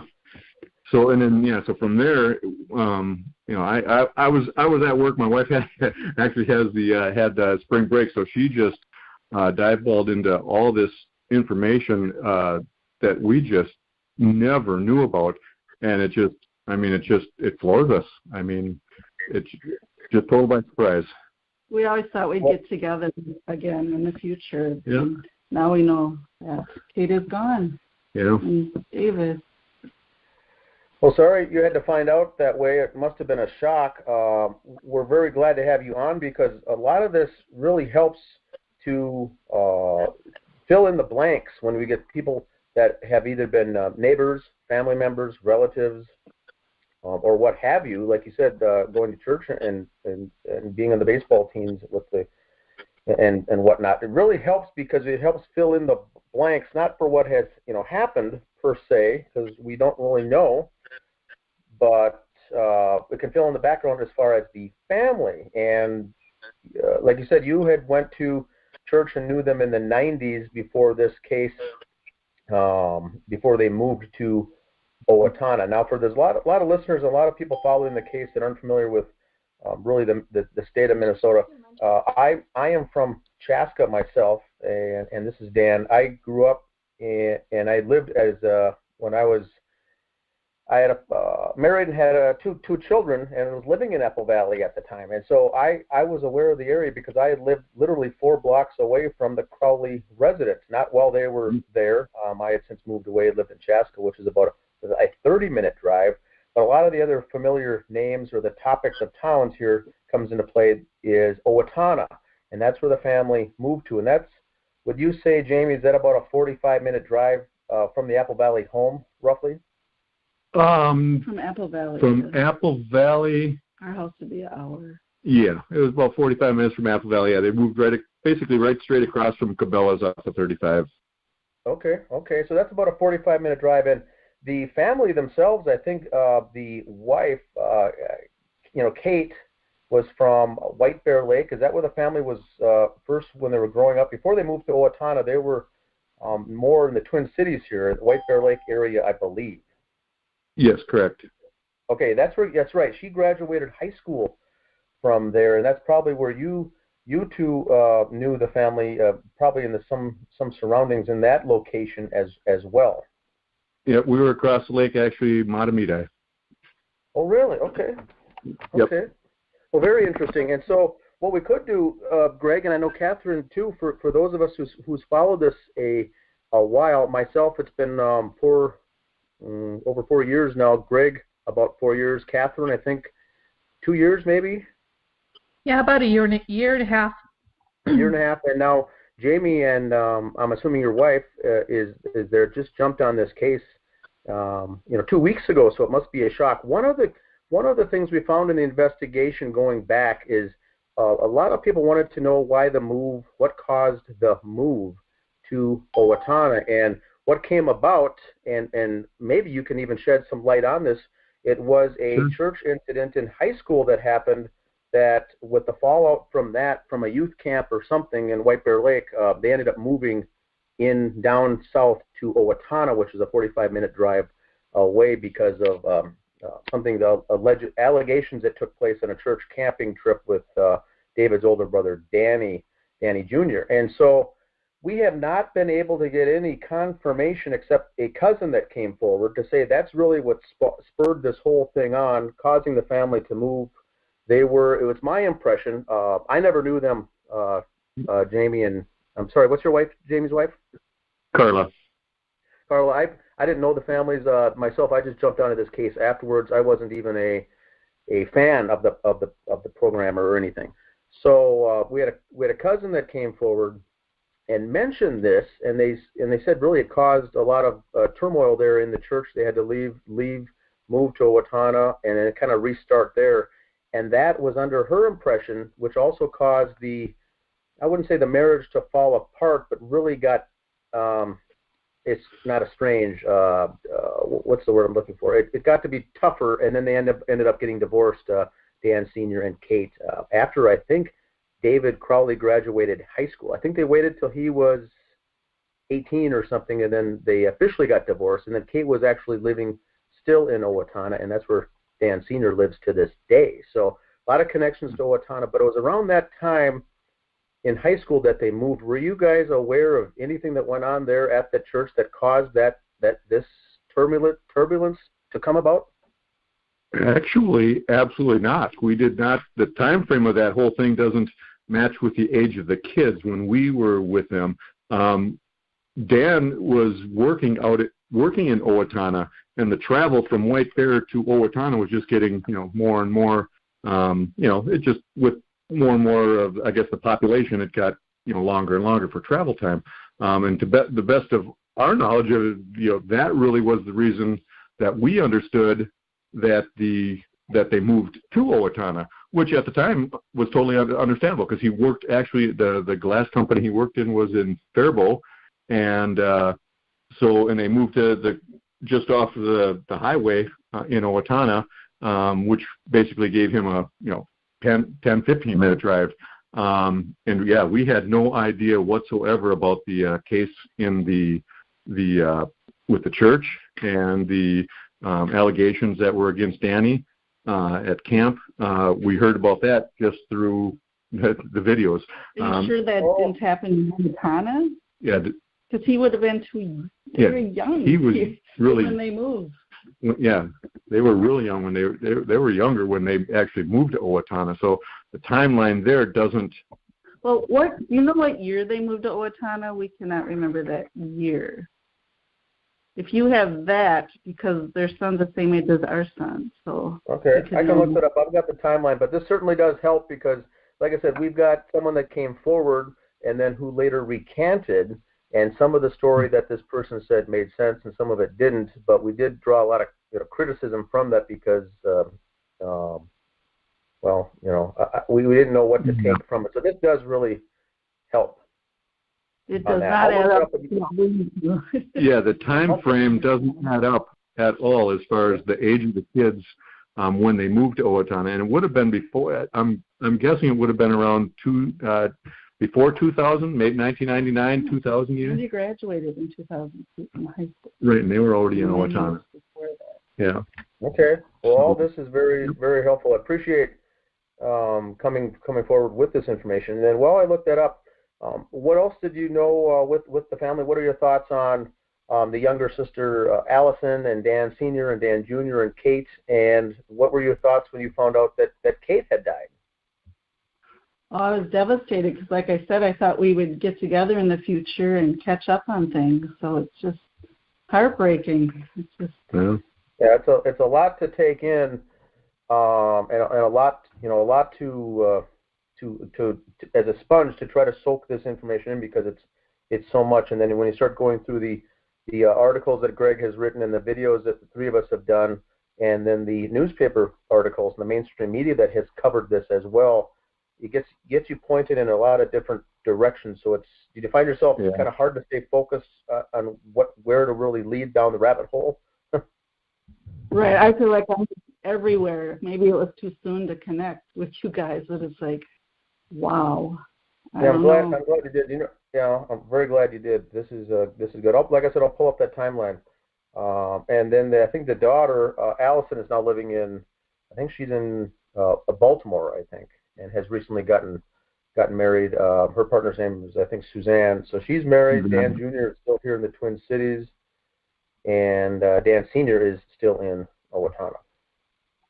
Yeah, and mostly for us, I mean, Allison was still a young child. I mean, they all were. Yeah, they were all. Yeah, we have 4 kids. Yeah, we've got 4. 3, and they all hung out when we got together. Yeah, so as far as when the kids themselves, yeah, they were still young when we ran into them and did stuff with them.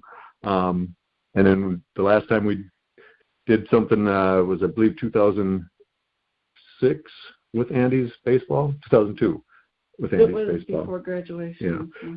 So yeah, the kids were really, as far as we remember them, yeah, they were young. So as far as what Allison going off, we did not know about that.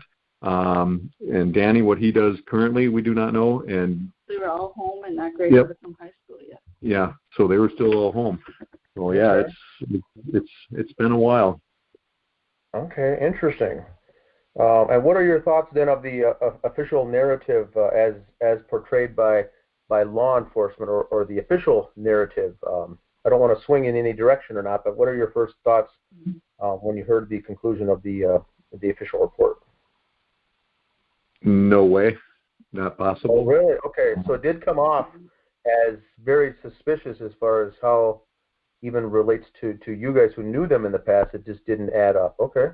Yeah, not at all. No, not the family we knew. Yeah. And I've just looked through so much now, though, but just even the photos and everything just doesn't make sense. It doesn't make sense. Yeah, well, there was certainly a lot of theories and conjecture, and we started that right off the bat. We faced a lot of that with folks saying that the CIA was involved, a hit team was involved, it was a professional hit, then some said that David actually did it.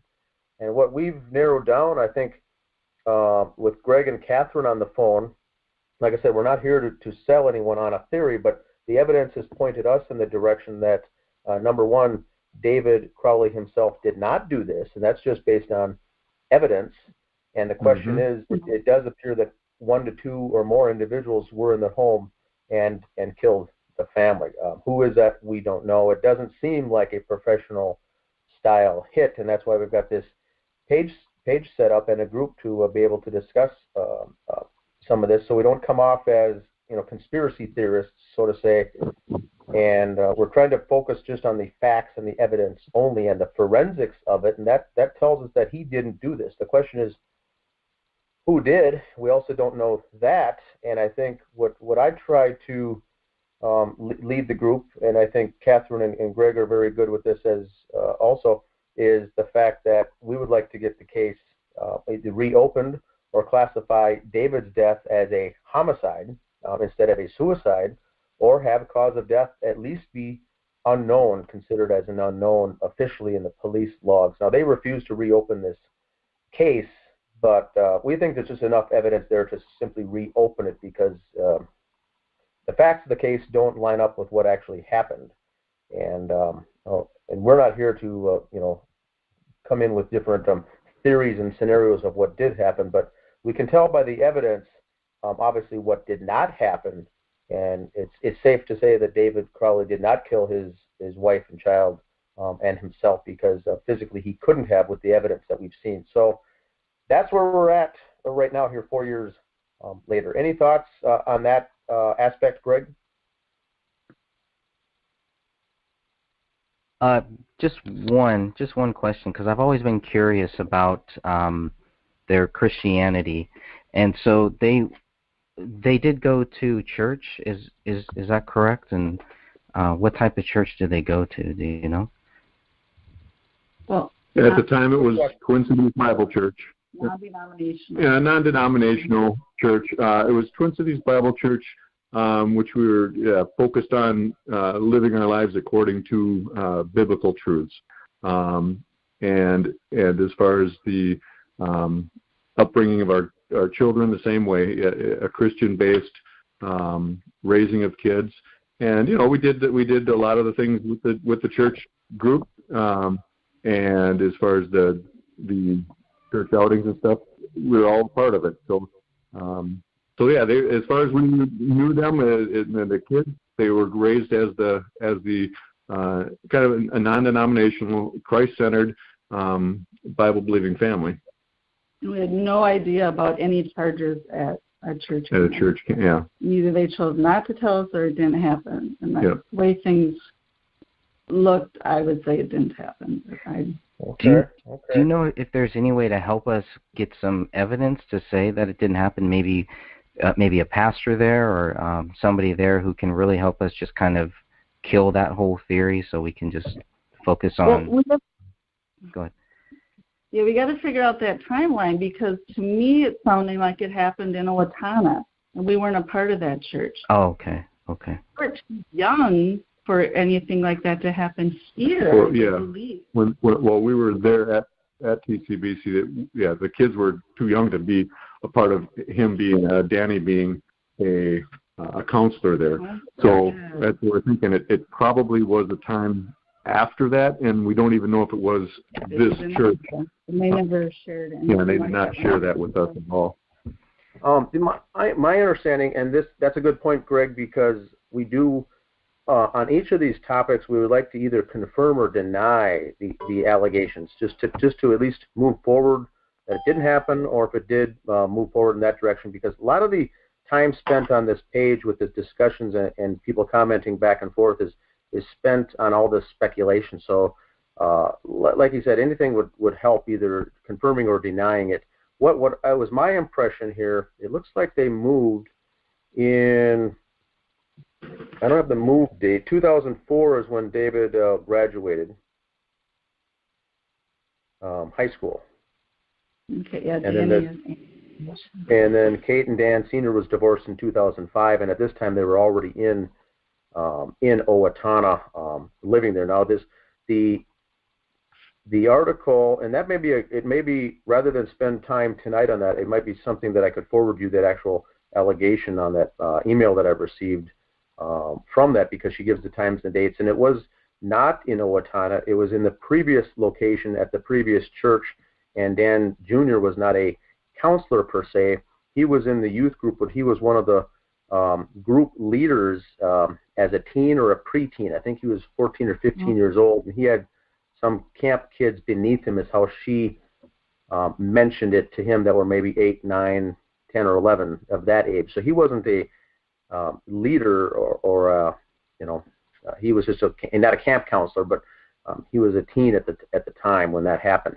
And she said no charges were brought, and the church hushed it because they ended up, I think the children, there was 2 defendants, I think, that were the victims, and they all agreed, the families, just to cover it up because the Crowley family was going to move and just leave it alone. So there wouldn't be anything official, and even if they did talk to the pastor, nothing was confirmed, nothing was official about that, because he or she, whoever that pastor was, I'm sure was not going to talk about it anyway, even if it did or didn't happen. But it was about, those are the time frames of the ages, if that makes sense. But what I'll do is, after the show here, I'll send you that article, and you can basically vet it to see for authenticity, because if we can rule it out, then we can rule it out.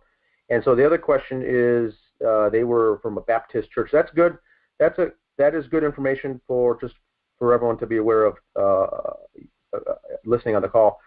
Greg, Catherine, and myself are all Christian folks, Bible, I guess, fearing individuals ourselves, and that's one of the reasons we've got 2,600 members here. What I see is most of them are a Christian background or coming from a faith background to begin with, which has drawn them into this case.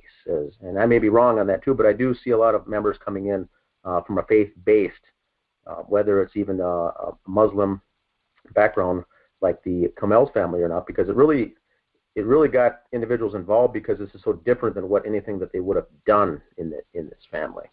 And so that's I think that's fair to say. Do you guys agree with that? We seem to get a lot of, I think, Christian or faith-based members in our group that are following this case.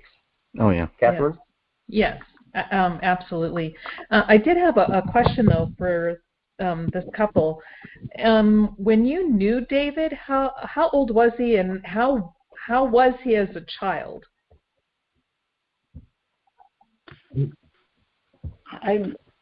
They're happy young kids. Our kids would go off and play. We would visit as adults. Nothing stood out as being any different than no. It's just kids. Happy. I mean, yeah, there was. They were a great family. Yeah. Lots of fun. Yeah, never had any issues, and like I say, I mean, I'm sure every family has their issues, but yeah, there's nothing that stands out in the times that we were together. Absolutely not. I mean, the kids play together, right within the families. So David was like a friendly kid. He was outgoing, or what? Oh, absolutely. Yeah. Yeah, he would be right in playing with all of our kids, and then even in the groups at church, he was right there playing with everyone. So the church covered this up well if it happened. If it did. Yep. Yeah, because see, usually when something like this type of murder that occurred in their home, whoever did this, it's usually like a long time coming.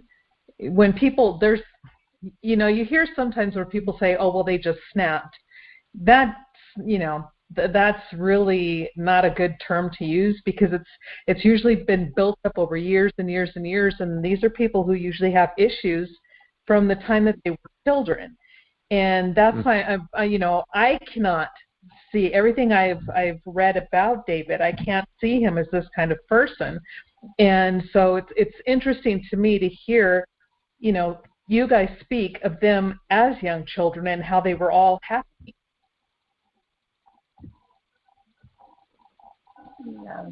There's something that came into that situation that, I mean, I'm processing everything that I've just listened to in the last couple of weeks, and there's definitely something outside force that's come in there that I think you guys have nailed it, but how do we know for sure? I mean, I don't know. Well, I'm sorry, I didn't hear that. What was that?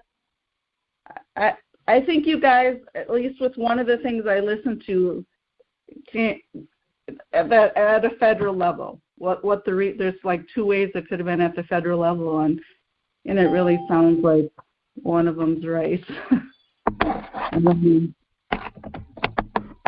Yeah, because I have taken this, and I've said this before, but I have asked several different police officers in many different states and even in different countries, because I just, throw it out there and just say, hey, here's a photo, I want to show it to you, here's the case, tell me what you think, without giving them any information. And everyone, without exception, have all said, well, that's a triple homicide. Mm-hmm. And they're like, They have no idea why they say this is, and they're doing that because these are people with years and years and years of homicide background, and when they're looking at the photo, and they're just like, yeah, no, this is a triple homicide. The other thing, Jamie and Carla, that we have from looking at this for multiple years is I guess it's two ways.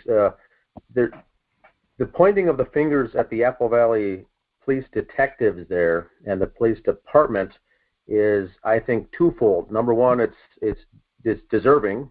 Number one, the other thing is that by default, the reaction is, even if you are for, I myself am for law enforcement and I'm pro law enforcement, but I'm also very vocal if there is misgivings or something that are wrong or complicit, like with the recent Smollett case in Chicago. There's things like that I'm anti. Although the police did a good job on that case, it was the district attorney that decided to drop the charges. But the real issue I think the three of us have is twofold.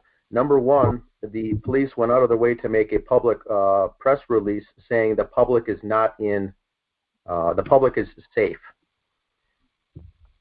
And that was in a very short time, wasn't it? very early. I think the very next day they said that the public is not in danger, is I think the exact words. And we know now by forensic evidence, David did not do this, and obviously Kamel Irani didn't either. So the problem is we've got killers on the loose, which means that the public is in danger. And that is, in my mind and in my book, and I've got family and friends that are in law enforcement, is to come out and say that the public is not in danger is the height of hypocrisy.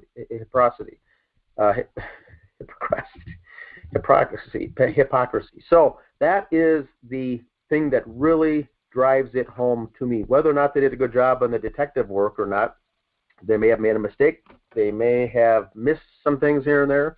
But how dare they come out and say the public is safe when they're not? And the killers are indeed, to this very day, on the loose. And so that, I think, was what is more of the driving force for myself to keep this alive, to keep pushing for this, and the fact that a 5-year-old girl was killed along with an innocent life as well. So those are the things that motivate me in particular. I'm not sure about the others, but whether we've got of the 2,600 members in our group, many are anti-police, anti-cop. Some are pro, and some are very pro law enforcement and cop. But we've really given the hard time to the Apple Valley Police detectives, and I do believe that is warranted because of the evidence of reading the police reports and such. So that's not really just pointing the finger and throwing them under the bus because we can. It's because the evidence points in that direction that they failed, and they failed miserably. So the only question now is, did they fail on purpose? Were they compromised? Did someone cover up, and were they active in the cover-up, or were they simply that inept? Now, the city of Apple Valley gets an average of 1 homicide per year, and now they're hit with 3 in one day. So it's safe to say they were over their heads. I'm also not saying that they're stumbling, bumbling imbeciles who don't know their job. They are intelligent individuals and worthy law enforcement cops. Now, that does not mean to say that they are veteran homicide detectives, is where the criticism comes in. And so just to get this record straight there, I do personally believe that they did not do a good job, regardless if it was compromised or not. Things were done that were just very elementary that were missed on many, many, many things.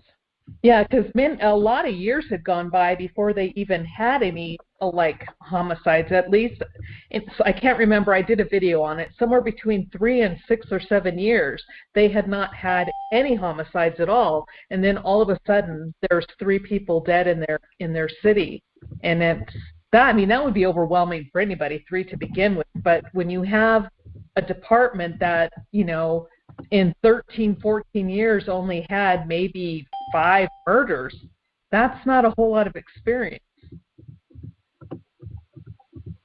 Correct. You'd Greg, think are others joining on the call? Or just listening?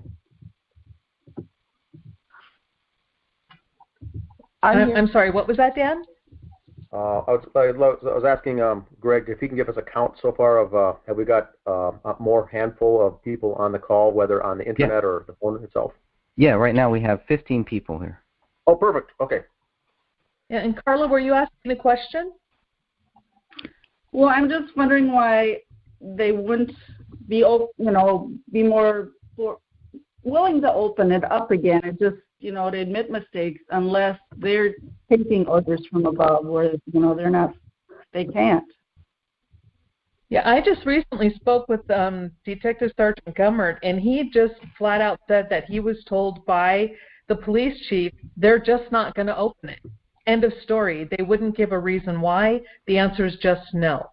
And I told them, I said, because I sent them all of the proof that we had found about the multiple blunt force trauma to David's head and, stuff like this, just everything. And I'm like, okay, you have to see this, and you have to understand that this man was beat.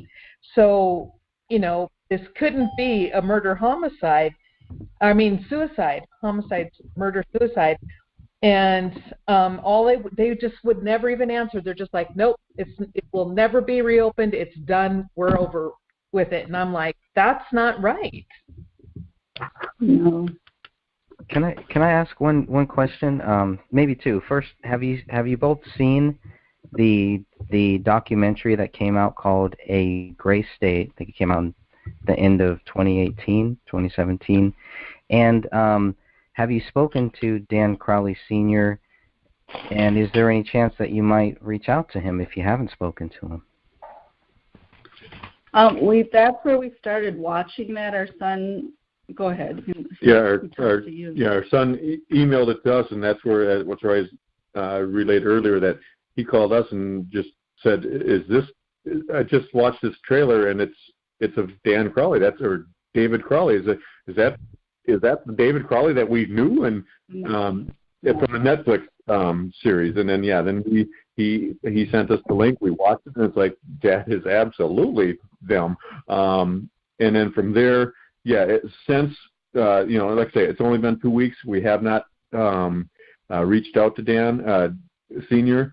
I would be very curious to do so. Where he's at now, I do not know. We know where their old house is, and obviously they are not there anymore. We stopped by a couple of times and left messages in their mailbox and never had any response. We didn't know they had moved. Yeah, and then they must have moved sometime before that. That was about 2000. Actually, that was 2005-ish or so. They apparently divorced in 2005. Yeah. And that was a shock. So they may have been already gone. So I would be intrigued to definitely reach out to him and find out.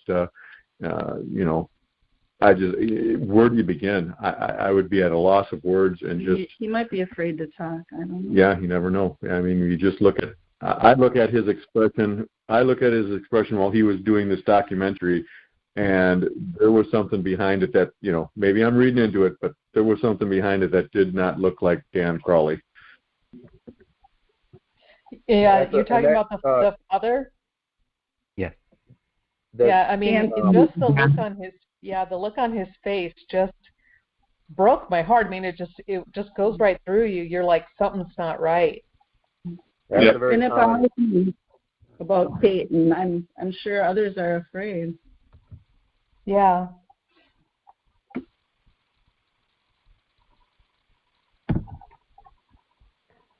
mean, did they ever give a reason? I mean, cause of death for Kate? Other than natural causes, quote unquote? I haven't been able to find anything on her, nothing. So I don't know. Hopefully somebody can help us with that, because that would be good to kind of, again, to just bring some closure to that, because it just seems like nobody wants to talk about it. And I can understand that under normal circumstances, but with all of the conspiracies and all of that stuff, it'd be nice if somebody could help us just kind of get some real data on it and just figure out what really did happen. Because that was, as soon as everybody heard that, I mean, what's the first thing that you're going to think of? Well, was there some foul play? Well, if there was foul play possibly involved in David's death, what are the chances that there might be foul play involved in this? And sometimes when we say that, then I know people twist those words and they go back to people who are in communication with Dan Crowley Jr. and Sr. and probably other family members too, and twist that to say that we think that they killed Kate, and it gets into all of this crazy stuff. So we're just trying to get some factual data. Back to Kate, it was not necessarily natural causes, but nature caused her to die. I think it was gastrointestinal issues due to many years of drinking and being a severe alcoholic is what it sounds like. That one night she just died. Now the question that we had from an investigative standpoint is what caused that death. She had bleeding out of the ears and the mouth, or the nose and the mouth, sitting there at her table, back room patio table outside. She was on the main level of her, just outside on the grass. No fence, nothing around there. If someone did come in and do something to it, they could have easily fled. Now, her boyfriend at the time, first name of Curtis, that was dating her, was the one who called and couldn't reach her. And at midnight, he had, I think, went there or called and found the body and then police came and found everything. Now, he has never come forward and said anything, and the conjecture, I'll say, or speculation is that he either didn't have a lot of money or didn't have a big job or something, and he was being supported actually by Dan Sr. to some extent on a monthly payment or a monthly allowance or something he was supporting. And so our question is, why didn't this Curtis come forward, at least to our group or to someone else, not necessarily the authorities, but just give his side of the story of what he thought happened. And the question is that he was in potential fear of losing that monthly payment or that funding, which I guess he probably would have lost anyway with Kate now being dead. And so he didn't want to step up because he was essentially, if he controlled or compromised by Dan Sr. So he just left the whole thing alone and never said one word. So we don't know if that's true or not. But then again, Kate was working. She had 2 jobs. She was working at a convenience store, a Quick Trip or something, and then she's working as a health professional, not a chiropractor, but a physical therapist or a massage therapist. No, that's not right either. I don't want to say the wrong thing, but she was working and had a couple licensures and certificates. So, she was an educated woman and was healthy. And so whether or not she had a drinking problem, it didn't impact her life. So for her to just wind up dead like that was very strange. Now, the only evidence that we had was that in the police report, the original 94-page police report from Apple Valley did say that when they notified the families, both the Alam family and the Crowley family bought it or agreed to it and thought it was reasonable.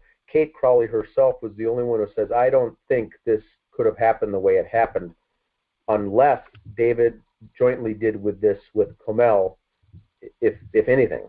But so she's the only one that really, as we call it, she showed doubt. She expressed doubt that this thing went down as planned.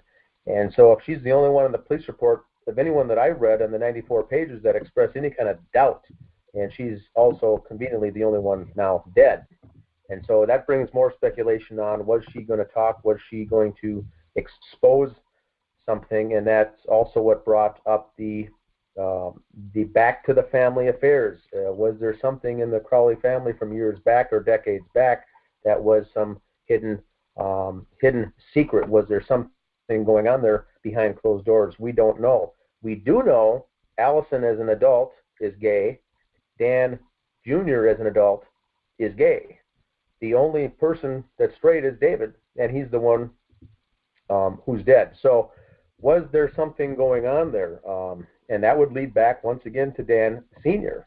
If there was some speculation on potential family abuse, physical or sexual.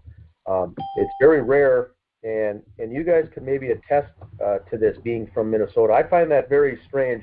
Most families that I know, if there's a family member, there might be one in the entire family that as an adult life is gay or comes out as gay or comes out of the closet. This particular family, 2 of the 3, and so that raised a red flag for me. I was one of those who speculated, whether right or wrong, but speculated that when there's 2 out of the 3 children as an adult come out as gay, closet, there's probably something that happened there years ago.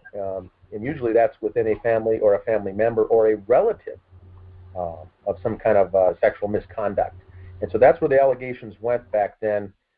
Dan Sr. Is single to this day. There was speculation that he is gay. Now, Kate was actively dating this Curtis individual, so it's safe to say that she was straight and David Crowley are straight. So in the entire family, the 2 that were straight that we know of as evidence are both 6 feet under. So there's some speculation that Drew, was she going to blow the whistle on something bigger, something much larger? Who knows what went on there in that family. But as we're all well aware, here in Minnesota, families hide things very well. The people that come out with these horrendous things are sometimes the most unlikely characters that surprise you the most of what's going on behind closed doors. But once again, that is entirely speculation on my part.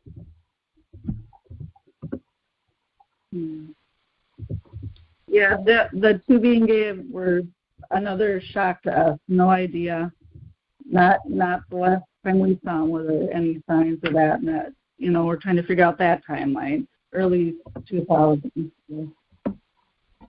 But again, like you said, families can hide things, but we didn't see it.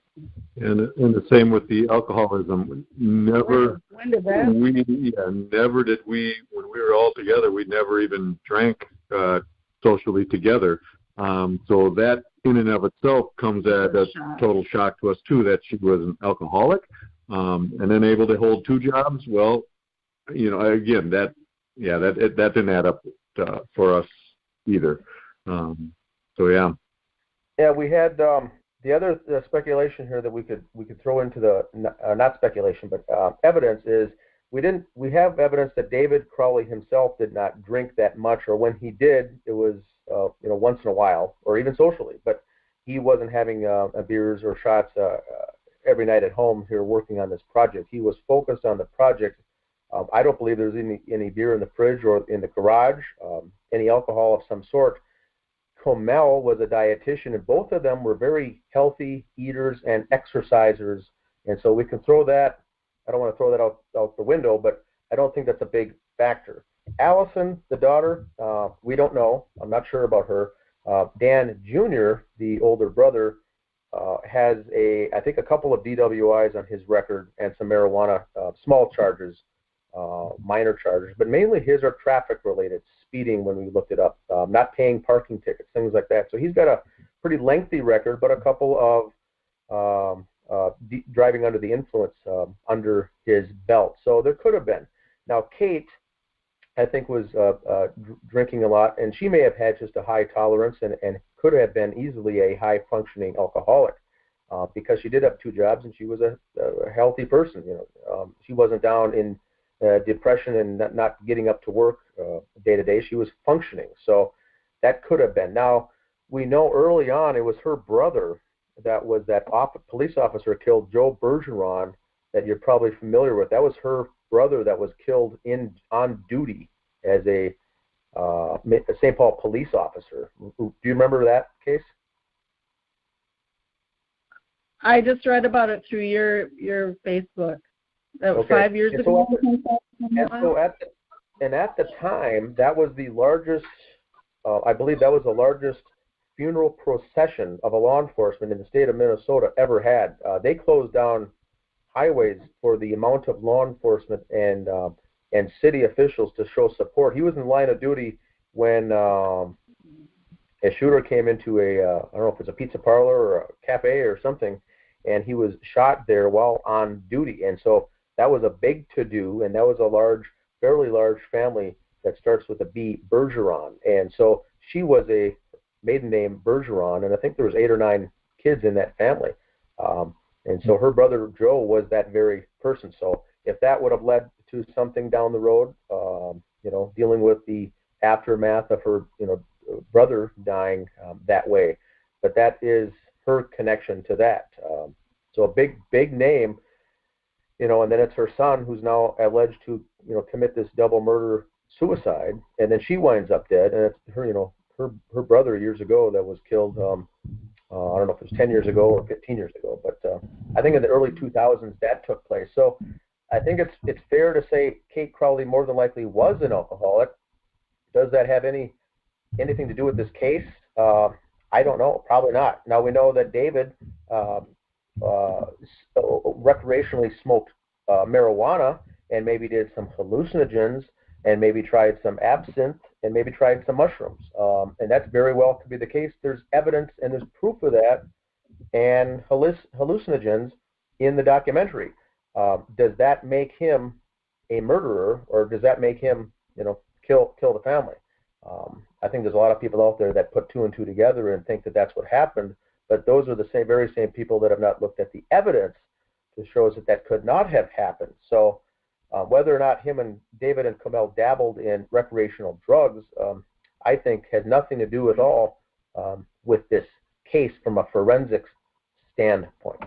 Thoughts on that? Greg or Catherine? Go ahead, Greg. You're always quiet. Well, he might be on mute.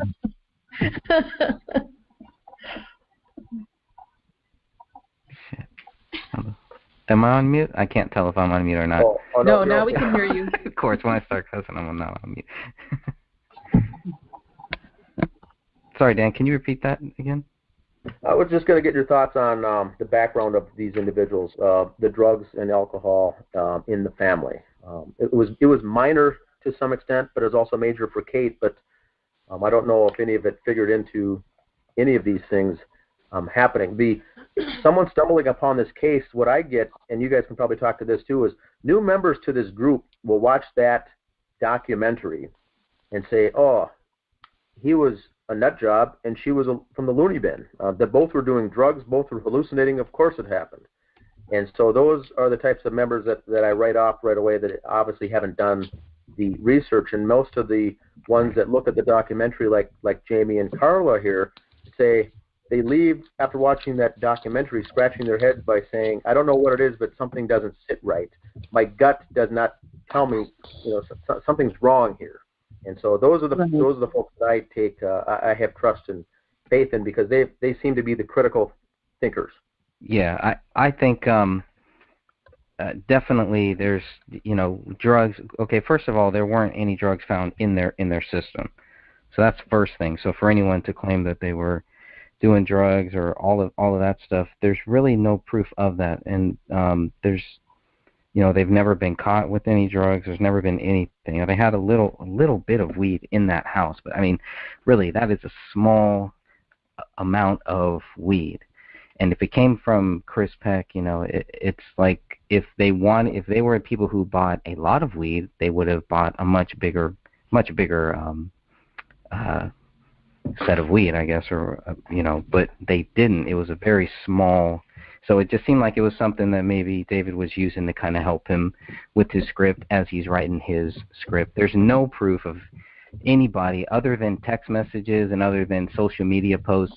There's no proof that they ever drank, really. I mean, if you really think about it. But all of that, to go from that to it just sounds like somebody who is reaching, somebody who is looking for anything to explain why David and Kamel did this or why just David did this, because we do have that pack theory where some people think that Kamel was involved in this too, and that they had this plan to kill themselves and to take their daughter with them.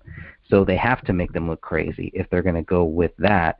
And of course I'm actually shocked that there weren't any pills mentioned or anything like that. And again, there were pills found at the house. I don't know what they were. We never really found out, and they're not mentioned as far as I know. So I think all of that is just a big reach, and I never really gave it too much thought. And I think anyone that does, that's fine if they want to, but that by itself doesn't prove anything. Yeah, I agree. And the thing about the marijuana anyway, it's like how many, being here in Colorado where it's legal, people are high 24/7 here, and I have yet to see somebody going on a murder spree. You know what I mean? And especially toward their own family members. I totally throw that off the table. I don't even think that is even a point of a period in the entire case.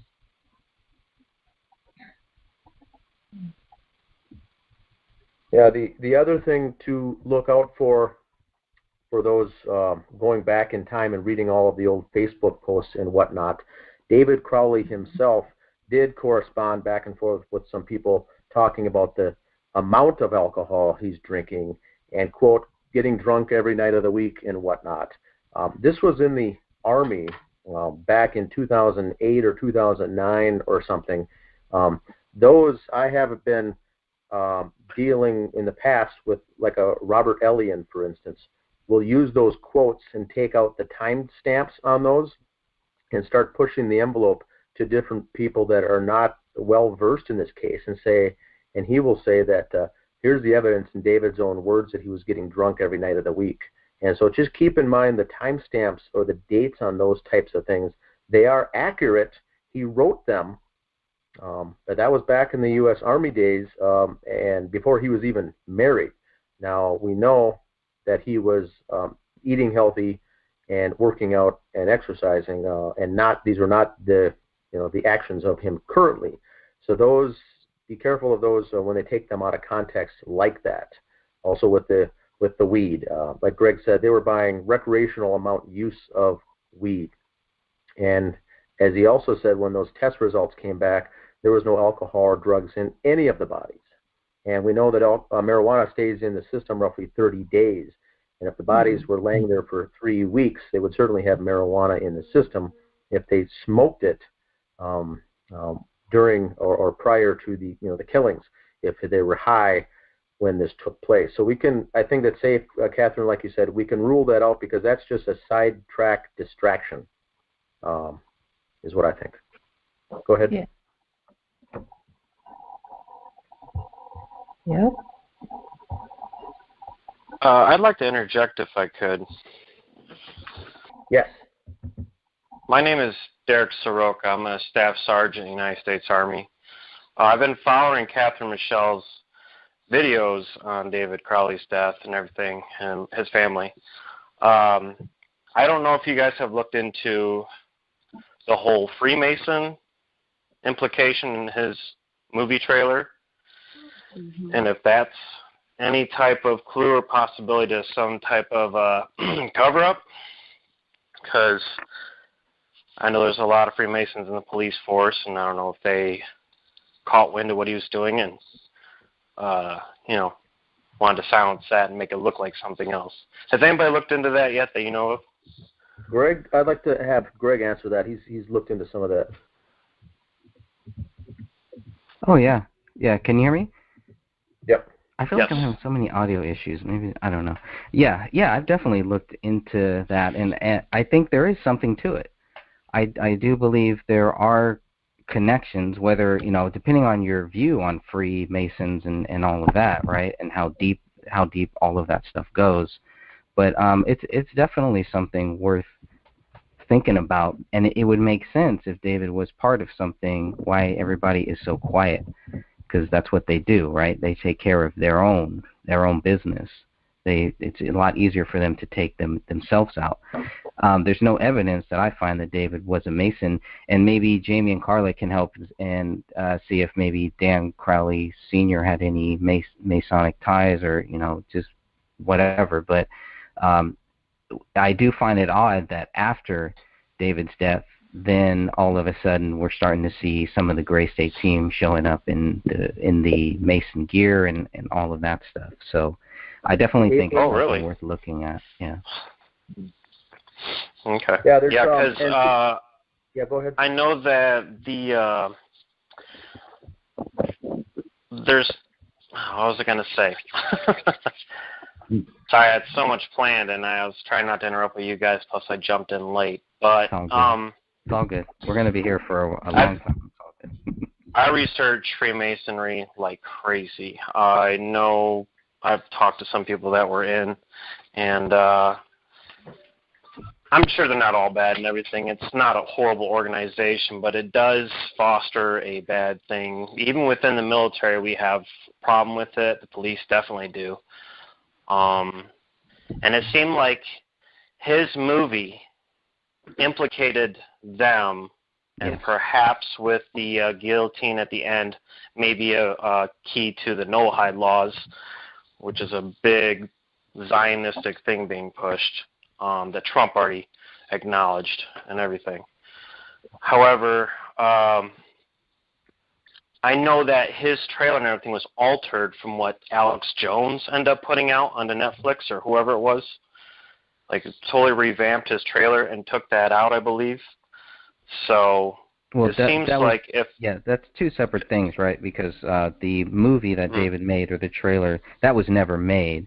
So we don't know if David's plans were to keep the Mason and to keep all of that in, or it kind of sounded like to me like by the end, by 2014, he was going in a different way, in a more spiritual way, from what I gather. But okay, just an opinion. All right, well, that's all I had to think about, and I'm just looking out for fellow veterans. I don't like seeing guys go down if they're trying to send a message, and especially if this was murder, we need to find some clarification on that. So, and I agree with you. I don't mean to interrupt you, but I spent a lot of time working as an EMT, and I was volunteer for the Red Cross, and I did all of my volunteer in Army hospitals. And at the time I was married to a soldier, and who was in the Desert Shield, Desert Storm War, and all that other stuff. And I really take our soldiers, I will protect them, especially if they're innocent. And thank you for your service, by the way. Thank you so much. I truly appreciate the fact that you're, in our military and protecting our country. But to the fact that it just seems like they're taking David's military career and his service and using it against him and using that as an excuse to blame him for this crime, and that did not sit well with me at all. David had a conscience. He had a heart. In fact, he told them he wasn't going to shoot anybody anymore. So they punished him by, putting him, I think in a mail room or something like that. So that is not the someone who behaves like that, who has that kind of a heart, is not the type of person who's going to then quote unquote snap and kill everybody. Right. Yeah, I totally agree. A lot of military personnel get blamed whenever there's a situation we find ourselves in, and they immediately go to PTSD, was he deployed, and just start counting off excuses as to why they're just mentally ill, and then that's the excuse. Right? Exactly and that's what they did. It's frustrating. I really hate it when they do that. Yeah. Because yes, those who have been to war, do suffer some PTSD, but it's not to the extent to where I have ever seen them go off and kill their families. If they're going to kill anybody, it's usually themselves, and they leave their families behind. This whole, he snapped because he killed somebody over there in Iraq or Iran, wherever he was, and now he couldn't deal with it, so he's going to kill his wife and child? I'm like, come on, people, think about what you're saying. He was way too level-headed making the movie like he was. Yes. He was driven. There was no, as stressed out as he might have got, he was too goal-oriented to go the route that they say he did. I agree. I agree. 100%. And I think, too, just to chime in, this is Dan, the other thing that was strange with this case is that of all of the excuses that did come out, it came out that he had PTSD. Then they said that he was mentally ill. Then it was domestic violence. Then he was a druggie. Then he was a drug addict. Then it was domestic. His record, the deaths are actually fall under the umbrella in the state of Minnesota here as domestic violence deaths. They're still recorded. And that's the other thing that we would want to get changed if they were to say that the deaths here was indeterminate as far as what happened, because to get those pulled out, because right now Comel and Ranney are homicide victims of domestic violence, which is certainly not the case, but the number of excuses that came out as all the things that he had was depression, despondent, suicidal. They threw everything at the board that would stick, and just hoping that something would stick, and that's a shame because there's military folks out there that see that. I'm very active in some domestic violence chapters here in Minnesota. That bugs me to the core to see him going down that road, and he certainly wasn't mentally ill or a drug abuser, and no PTSD. He may have had PTSD, but that certainly didn't cause this, and so they hung him out to dry and threw him under the bus, and along with any other reason they could find. That's what I think was the very interesting thing that raised my antenna. It wasn't just one or two things; they threw everything, and that was odd.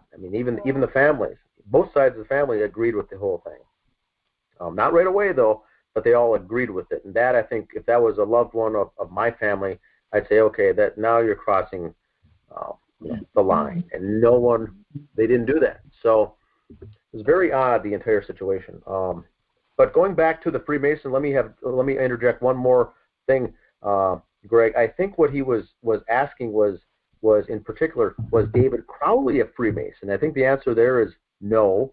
He was exposing Freemason along with Illuminati and things like that with the Bohemian Grove and the Owl, and I think he was using the video with the Masons killing with the apron and all of that symbolism as a shot to expose them. Now, the people in his group, the Gray State Project, I think there's a handful of those members that we do know were involved in Freemasonry. Whether or not David knew it or not, some of those were Masons. And then what he also mentioned was the police force. And so I think the other thing that he was getting at there, which we didn't address, is I agree. I've got family and friends in law enforcement, and the Freemasonry is really huge in that, and they do cover, because it is a fraternity, and they're going to cover up not only the thin blue line of the law enforcement because of their Freemason background. So is that the reason that either the police department covered it up because they found out he was anti-Freemasonry? That's a fair question. Or I'm not sure if he was asking if the police were involved in commissioning the crime to kill him because of his views on that.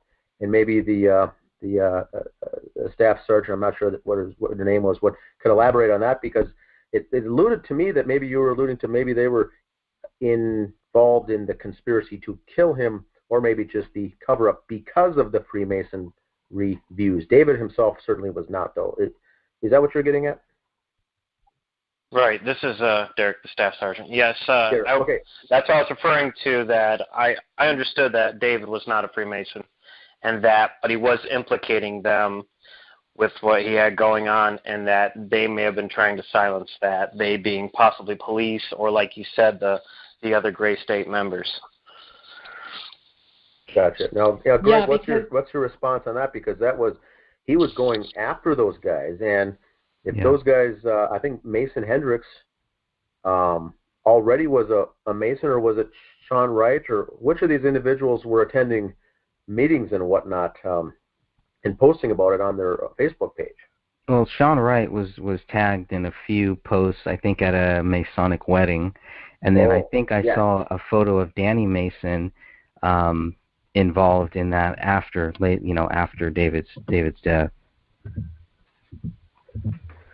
Yeah, and that's very interesting. Well, and David definitely did say in an interview that, his movie was not, it was meant to put other people in jail. So he had something he was going to bring out to the public. Yeah, and I know Autumn, we have Autumn on the line, and she's wanting to ask a question. Are you there, Autumn? She's having problems, I think. I was having audio. I don't know. Having some audio. And while we get Autumn on, I think Jamie and Carla are still on the line. There's one last thing I did want to point out back to Kate. She had the issue with the will, her missing will when she died. There was legal paperwork going back and forth saying that that her will was missing, actually missing, and then they either couldn't find it or they did end up finding it. But there was some other suspicious activity with the actual law firm that she used, could not find the original will that she had, and we've got documentation of that as well. So it's another thing to add to the irregularities. Let's call it that. All right, go ahead. Is she going to come on? Okay, let's see. She said she tried unmuting. Can you talk now, Autumn? Hello? Yeah, there you go. Hi. I just wanted to say, as a survivor of domestic violence who was in a relationship with someone who is oddly shows a lot of similarities to the case, being in the liberty movement, and I can tell you firsthand that David did not kill his wife and daughter. He was very protective. That is not how, like I said, I'm a survivor. I know how they act after studying it for a very long time of what I had gone through. And he is not that kind of character, not that personality in any kind of way. He is very protective over his loved ones. Him breaking away from certain people, he acts like a victim himself in the end, just to be clear on that, because we're often blamed as being suspicious when we do things like that, and that was the scenario where they're trying to put that over him, or even Kamel for that matter, and that's when you're being targeted. And I can tell you, and it's really funny, Greg, that you said that they protect their own. That was the exact words of when I was trying to come out about a lot of things that were going on and the corruption that was happening in this very state. And they warned me about the things that I was saying and who I was going to go to, because they protect their own here, and I better watch my back. So I just wanted to say that. Yeah, and I agree with you, Autumn. You know. Yep, that's true. They do protect their own. Yeah, and I want to add to that about the fact that David just does not fit the profile of a domestic abuse person. I too, like you, am a survivor of that situation, and the people who were violent toward me, I mean, they never. It's a whole different set. It's a whole different personality. And when I saw the videos of David and how he was very protective of his family, and one time when Eric Sayward, just bumped into him supposedly at a park on the 4th of July, and the camera guy's saying, "Hey, I want to go meet your daughter," and David positions his body between that man and his family. That is not somebody who is an abuser. He was like going, wait a second here. That was you could tell he was so uncomfortable with what that guy was saying. He was protecting his family from a distance. And you know what's funny? Eric Sayward, he struck me as an abuser right from the get-go. I looked up his background, and sure enough, he is an abuser. Yes. Yeah. And you seriously, you really get a sixth sense after being in that kind of situation of who is like that and who is not. And Eric said, and he didn't have to utter one word. I just saw his picture, his demeanor, and then when I watched the video, I thought exactly what you did. Yeah. Yeah. Agreed. And I wanted to interject something else. I know it's kind of off topic. It's on the same topic, but I mean, it's more, okay, it's been racking my brain for weeks now of the positions of the bodies and how, has anybody ever thought of like how a mafia works? Because Freemasons work in the same way. They send a message in the symbols and the signs, and there's signs all over it. And everybody keeps talking about how sloppy it was. But in my mind, I'm thinking and looking at it like, it's not sloppy. They're sending a message. And the message was, David was in the crucifix position. Kamel was shamed on her face with no head, no hands. And the daughter, but when they were laid, and you can tell that Rania was moved. She was obviously moved, and not to say that no, they weren't all placed there, or they looked like they were all placed there, but she was moved to a significant position to look like a pyramid with David at the top. I just was curious if anybody has thought of that, or maybe... That's very interesting. I don't think we've looked into that as a group that in depth, but no, I like it. That's very interesting. Thank you. Well, and I thought about that in the positions and stuff, and that's when I very first saw the photo. I'm telling you, I literally gasped, and I'm like, oh my God, something's not right here. And but then when I saw the sketch from one of the police officers, which actually shows Rania between her mom's legs, so that one of the officers had to move that her little body.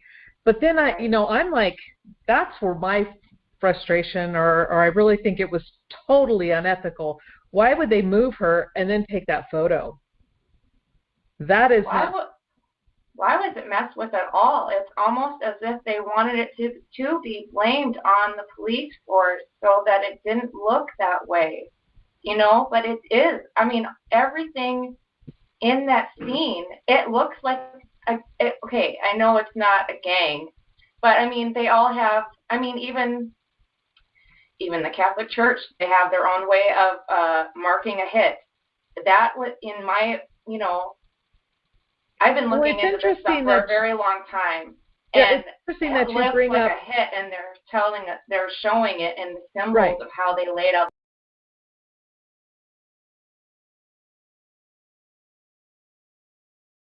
Well, thank you very much, everybody. We appreciate it. The jobs numbers just came out, and we added 304,000 jobs, which was a shocker to a lot of people. It wasn't a shocker to me. The country's doing really well. We have the strongest economy anywhere in the world by far, and we're the strongest nation in the world. So that was really good, but those numbers were very, very impressive.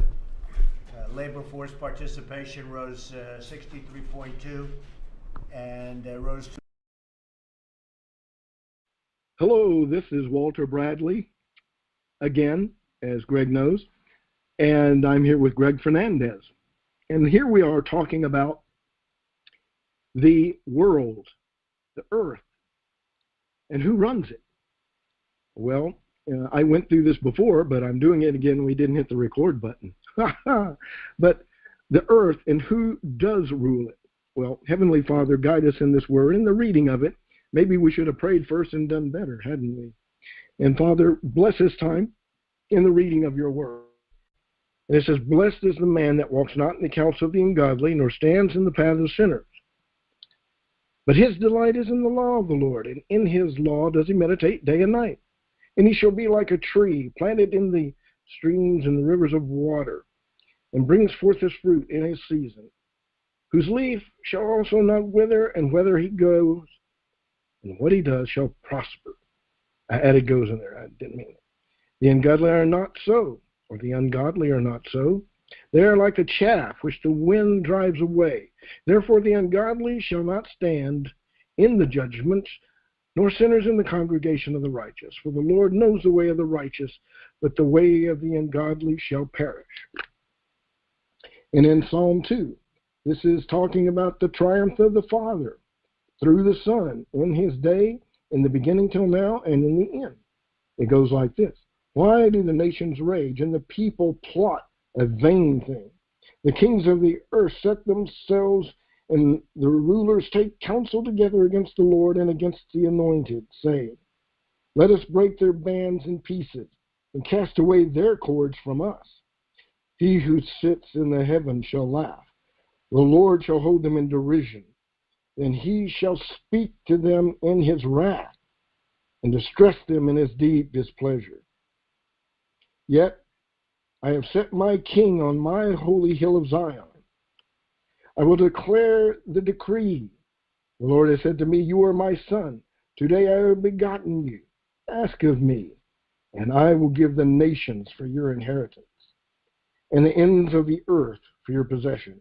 You shall break them with a rod of iron. You shall dash them to pieces like a potter's vessel. Now therefore be wise, O kings. Be instructed, you judges of this earth. Serve the Lord with fear, and rejoice with trembling. Kiss the Son, lest he be angry, and you perish in the way, when his wrath is kindled but a little. And blessed are those who put their trust in him. Well, Greg, one of the things that illustrates right away, frankly, is that the plans of man will come to naught, and he will judge them, and the Son, which is referenced in Psalm 2, before he came, as he was existing before the foundations of the world, he was there. So in this we know he was existent and ruling. And when the fall came via the lies of Satan, he still ruled. But Satan had subverted. Yes. And didn't Satan know this? I mean, how dumb is Satan that he knows all this and still? But see, it isn't that. It isn't that. Okay. What it is pride got a hold of Satan because he was the most perfect angel. the most beautiful, the most knowledgeable angel, the most understanding angel of the Father. But obviously not, right? Obviously but not. But the thing about it, at that time, he was the most perfect creation aside from the Father himself. But it says sin was found in him, and that sin was pride. And what is the destruction of man? Pride. Yeah. Pride in anything can lead you down that same path. So Satan was lifted up with pride and said, I will ascend the Most High. I will come over him. But he should have known. He should have known better. I mean, yeah, but humans. He may have assumed in his heart, where all trouble begins with assumptions, that the Father made him to do this. And he said, hey, I can rule down here, so I will ascend. He has made me the most perfect. He didn't realize he was stumbling and falling. Gotcha. And he was thinking, he was in pride, going, wow, look at what he's made. And look what he's created for me. I'm ruling over all this stuff for him.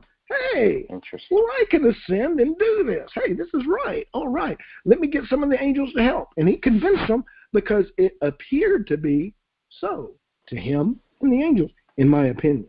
Do you think he still thinks like that? You think he's still on that path where he really thinks he's doing the right thing? I think it's way beyond that. He's not in that framework anymore, believe me, if he ever was. He's definitely not there now because the Father made his position, and it became quickly known that those angels and all fell, and they were going like, what happened? What did we do? But we thought it should have been, it looks so obvious. And it was probably a little bit of a what? The Father made this angel, a fellow angel, created him, and made him the one that we all appoint and go to and report to, and he brings it to the Father. He was the anointed cherub, as it is said. So he was glorious and beautiful, and who was like Gabriel, who is now in that position, by the way, in my opinion. Because in Gabriel, who stands before the Father, this was the anointed cherub. Now, some say Lucifer, this light bearer, which is contested by some. However, I'll use it for this illustration. He was a light bearer. Whose light? The Father's light, not his light. But he turned it that way and twisted it in his mind, and the angels believed it not be saying, let's rebel. He didn't say, let's rebel. Angels wouldn't have naturally been drawn to say, let's turn against the Most High. Oh, it's just like if you're in the military, let's say, let's turn against the admiral and do what we want to do. How many sailors or soldiers would you get to do that? Not many. But if you're the anointed right-hand man and you're saying, this comes from him, everybody follows along. That's just my thought. My thought or direction with what happened to Satan. Now, so where do you think Satan is now? Where do you think the devil is right now? He's roaming throughout the earth, angry. Is he trapped here? I'm not going to say he's trapped. He's the principality, the power of the air. Is he bound to this earth? I would not say that is accurate. Because he is limited in his powers. Okay. But he's the prince and the power of the air above earth. Well, what's above earth? Well, there's a lot. Everything. So can I say he's limited? To a degree he is, wherever the Father limits him. But is there a decree that limits him? Well, it says he is in the last days cast down to earth. So where's Gabriel? Where's Gabriel and all of the angels? And that means he will be kind of contained here and left on earth. And this is right before judgment. So could that be now? Very possibly. And see, we have to realize also the end of the age of the salvation of the Gentiles may have come. Maybe. And that is a scary thing, because that means the salvation of Jews. As you notice, a lot of people are focusing on going back to Israel and ministering, and they have been for a while. And the 144,000 may be in now, or coming in. It's not just a future event. I think this is ongoing now. So when you're talking about the 144,000, can you explain a little more on that? Well, that comes from the scripture where it says 12,000 from each tribe of Israel are chosen to minister to Israel. So that means there will be more than 144,000 saved, in my opinion, because 144,000 are going to go out throughout Israel and mean Israel everywhere, not just Israel, the little country, but Israel in the world, in my opinion. And it will be a outreach of the Father to honor his commitment that he made to Abraham those 5,000 plus years ago. So who's in charge? Well, Satan moves within the charge of the Father. The Father contains him and saves who he will and rejects who he will and judges. We see judgments in the world that are, you're seeing more and more super earthquakes and these, and notice that we're having more meteors and things crashing into the earth. That one in Russia was a big wake-up call. But who is in charge? Can we, and you've noticed that they're trying to stop this with satellites and being able to stop big asteroids and things hitting the earth. But unfortunately, they don't see them all. And, it's just like you're driving. You're doing pretty good and you see a lot of stuff and you're driving well. But if you don't see what's coming, guess what? You're going to get hit. And that nearly happened to me one time recently. Went there and I had a car that was far off. I made my turn and he sped up. Oh, why did he do that? Almost hit us. He actually had to speed up to do that. But he barely missed us due to the grace of the Father. So the control, based on Psalm 1 and 2, you see what he says. It says, blessed is the man who follows me, and to the rest of the world, hey, what are you planning all this vanity for? You're going down the rabbit hole. You're completely lost. And you fight me like Satan. You started out with an idea of doing something kind of good. But then it turned into your plan. And then when it came that my plan conflicted your plan, you stuck with yours.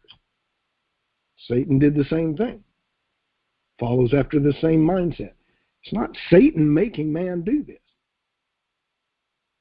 The sin of man within man works within him. It's called the mystery of sin. Satan doesn't control it. He works within it. It started with him because sin was first found in him. It originated there in his rebellion. And then he passed the rebellion on to Adam and Eve.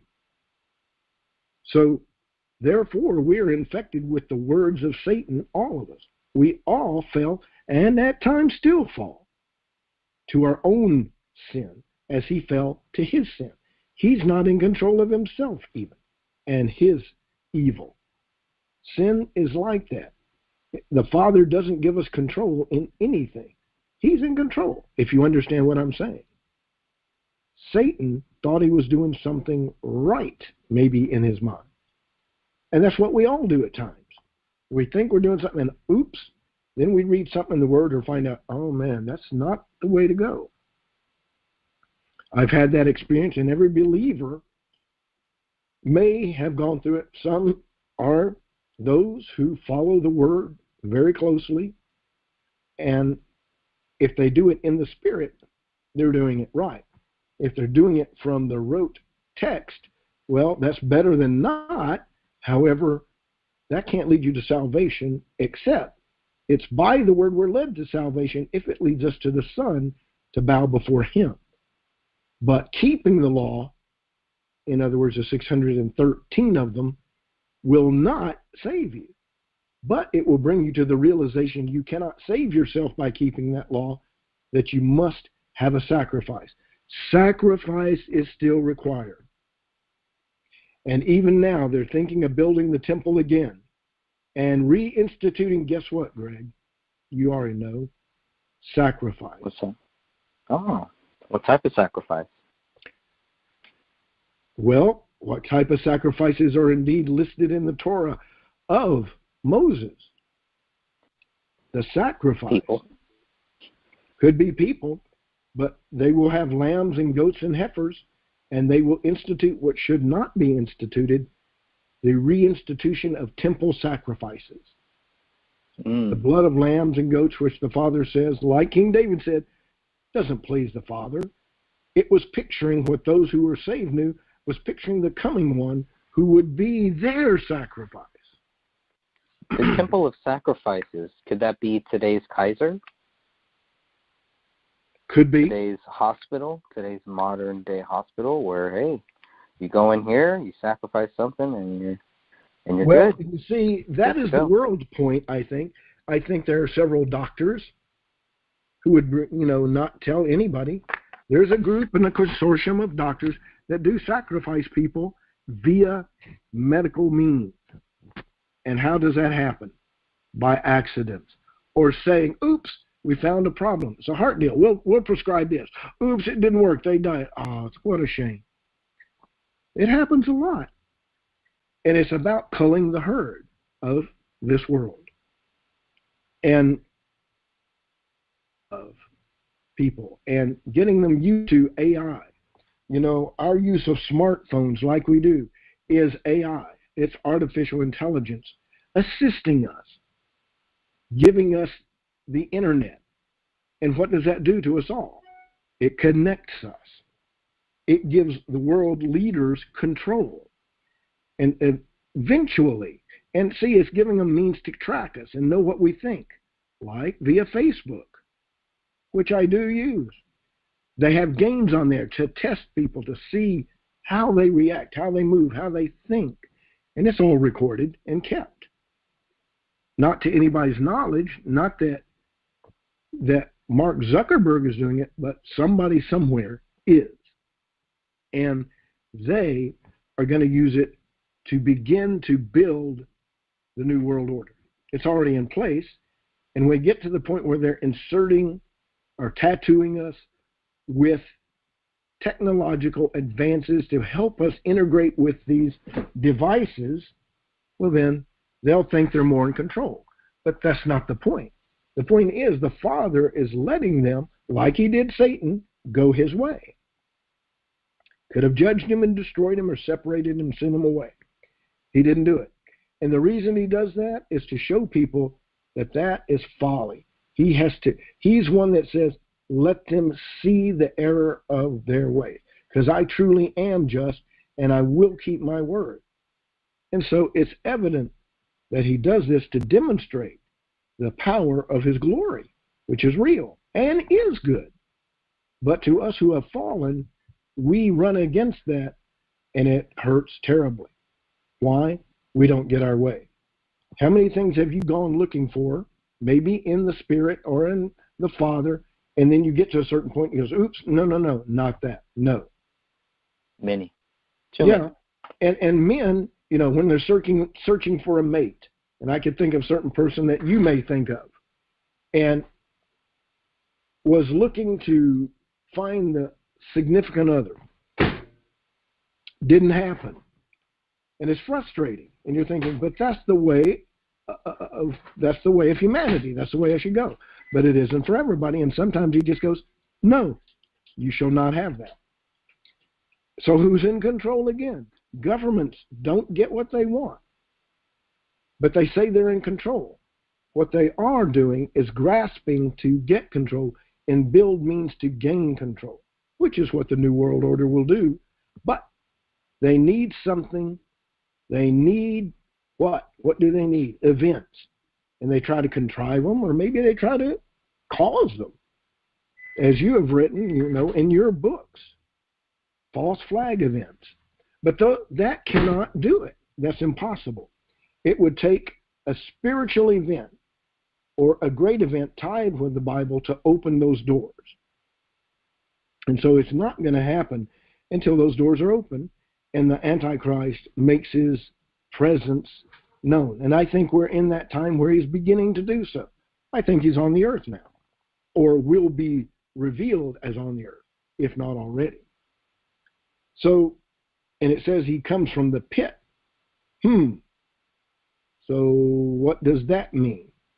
Does that mean a literal pit he comes out of and takes over somebody? Or does it mean he comes as an entity fully formed like a human? Well, it says this leader will be indeed a creation of Satan.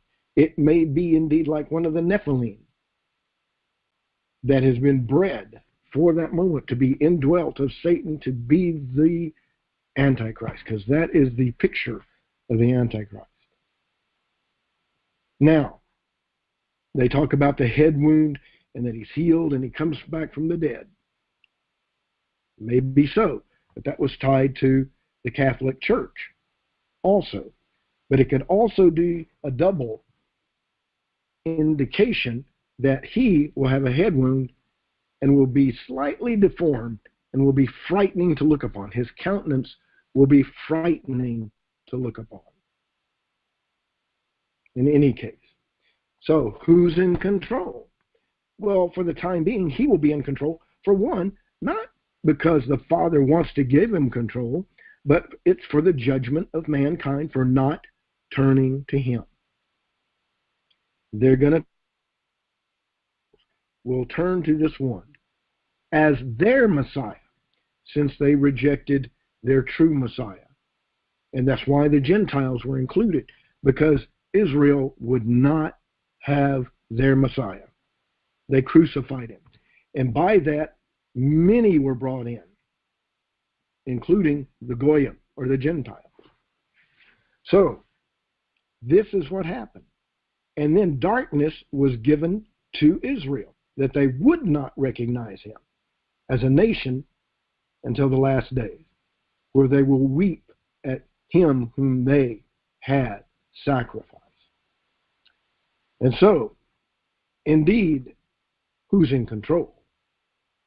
Well, the spirits on earth want to convince us, whether they be Satan's spirits, the spirits of the woods, the spirits, they're there, the spirits of Antarctica, the chained angels. They're deceiving men today. How do they do it? How do they do it? They have their means, which obviously the Father has allowed them to bring deception. And the church is now, look at the church, the state of the church today, even in your congregation there. You will see things that don't belong. But what are you to do about it? Fight against them? Well, you know, you could do that. Or the best thing, I believe, is to pray and witness to them with your life. Don't try to go at them directly.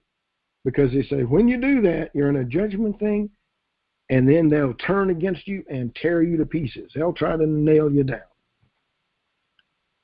And so, with that, getting back to Eisenhower,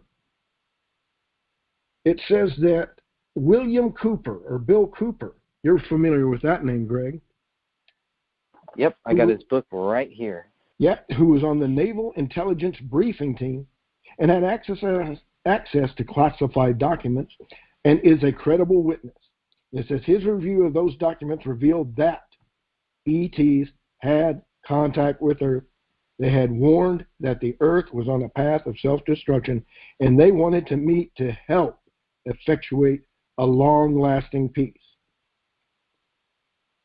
Okay, why did they do that? What are your points? I want you to bring the point now, Greg, on this. Now, this is coming from the review of documents by Bill Cooper, who had the access to get them and put them out. Do you believe him? Do you believe that? Which vindicates the stories that Eisenhower met with on 3 occasions, not extraterrestrials, but interdimensionals, who were coming to him to put the United States in subjection to them, is what I see and know they did. And that is why he warned us about what? The military-industrial complex, because he saw the direction these spirits were guiding. I think he knew what they were, but he was playing along with this. But what's your thought, Greg? That's what I want to think is fact. And I think even Eisenhower's daughter or granddaughter had talked about some of this stuff. That's so why I said that to you. I believe that William Cooper was fed things, whether he was fed accurate data or not, I'm not sure. That's where I kind of still have some issues with. I think everybody needs to read his book. Whether I agreed with a lot of the stuff that he was saying in the book or not, people need to read William Cooper's book, Behold a Pale Horse. It is one of the most fascinating books that I've ever read for many reasons, because I go through the whole thing like, what is this? Like, I could be reading one page and I'm like, what is this guy talking about? He's totally full of crap. And then 2 pages later, I'm like, that's a really great point. So it's one of those books where I just go back and forth on. And the whole Eisenhower thing, it goes back to the thing where I want to believe that it's true, but even if I do, they're not talking about these creatures from other planets being demons or anything like that. It's more of it seems like it's more of creatures from other planets that are coming here to work with our governments and to help shape us, and they kind of make it seem like these aliens are the good guys. Well, you couldn't call them demons. You can never call them demons and say that they were good guys, but you call them aliens, and all of a sudden that changes everything. It changes the whole question. Of course. And one of the things that leads is they're not there to tell the truth. They make up things that are plausible to believe for humanity. And William Cooper, as, Marshall, they put things out that they saw sometimes firsthand. And the effect of being in the presence of them would be mesmerizing, because they know how to work within and with the minds of people, because they're spirit beings. And they will know each person enough to know how to speak, how to demonstrate, and how to get to the heart, so to speak, or make them fearful, which is effective. And I remember hearing the report of Neil Armstrong looking at the vessels that were on the moon. And he said, these vessels are huge, and we have no way. We could not even compete. There's no way. We'd be wiped out. And they're watching us. Now, that's alleged, but they said people who were listening in on the shortwave bands picked them up and heard what they were saying and testified of the issues of they're watching us up there. So I believe we did go to the moon. There's contestation against that. But I do believe we went up there and that we ran into something they did not expect, along with something they did want. There were things on the moon that they were going there to look at, and structures, and what appeared to be maybe cities on the dark side. They wanted to know, so they stayed on the other side, because to go on the dark side, you notice they didn't go to the dark side of the moon to land. Why not? Why not? Why hasn't anybody ever said, hey, let's land on the dark side of the moon and get some rocks and stuff from there? Because it's dark. Yeah, and they don't want to go, but there might be stuff on that side that they don't want to cross too. Yeah, but it's also not a place where, unless you're comfortable with going on the light side, you're not going to navigate to the dark side, right? Because it's how do you navigate there when you can't see it? It's dark. They would be able to do so. They have enough technology to do it. Now, maybe at that time it wouldn't have been, but now they do. And I think Well, they should be doing satellite. They really should be doing. There's no reason we don't have people there. I agree. And I think that's one of the reasons why people are like, what are they hiding there? Because we're talking about, what, 1960, 64, whatever, 63, whatever it was, 69, and what have we done since then? Well, who's in control?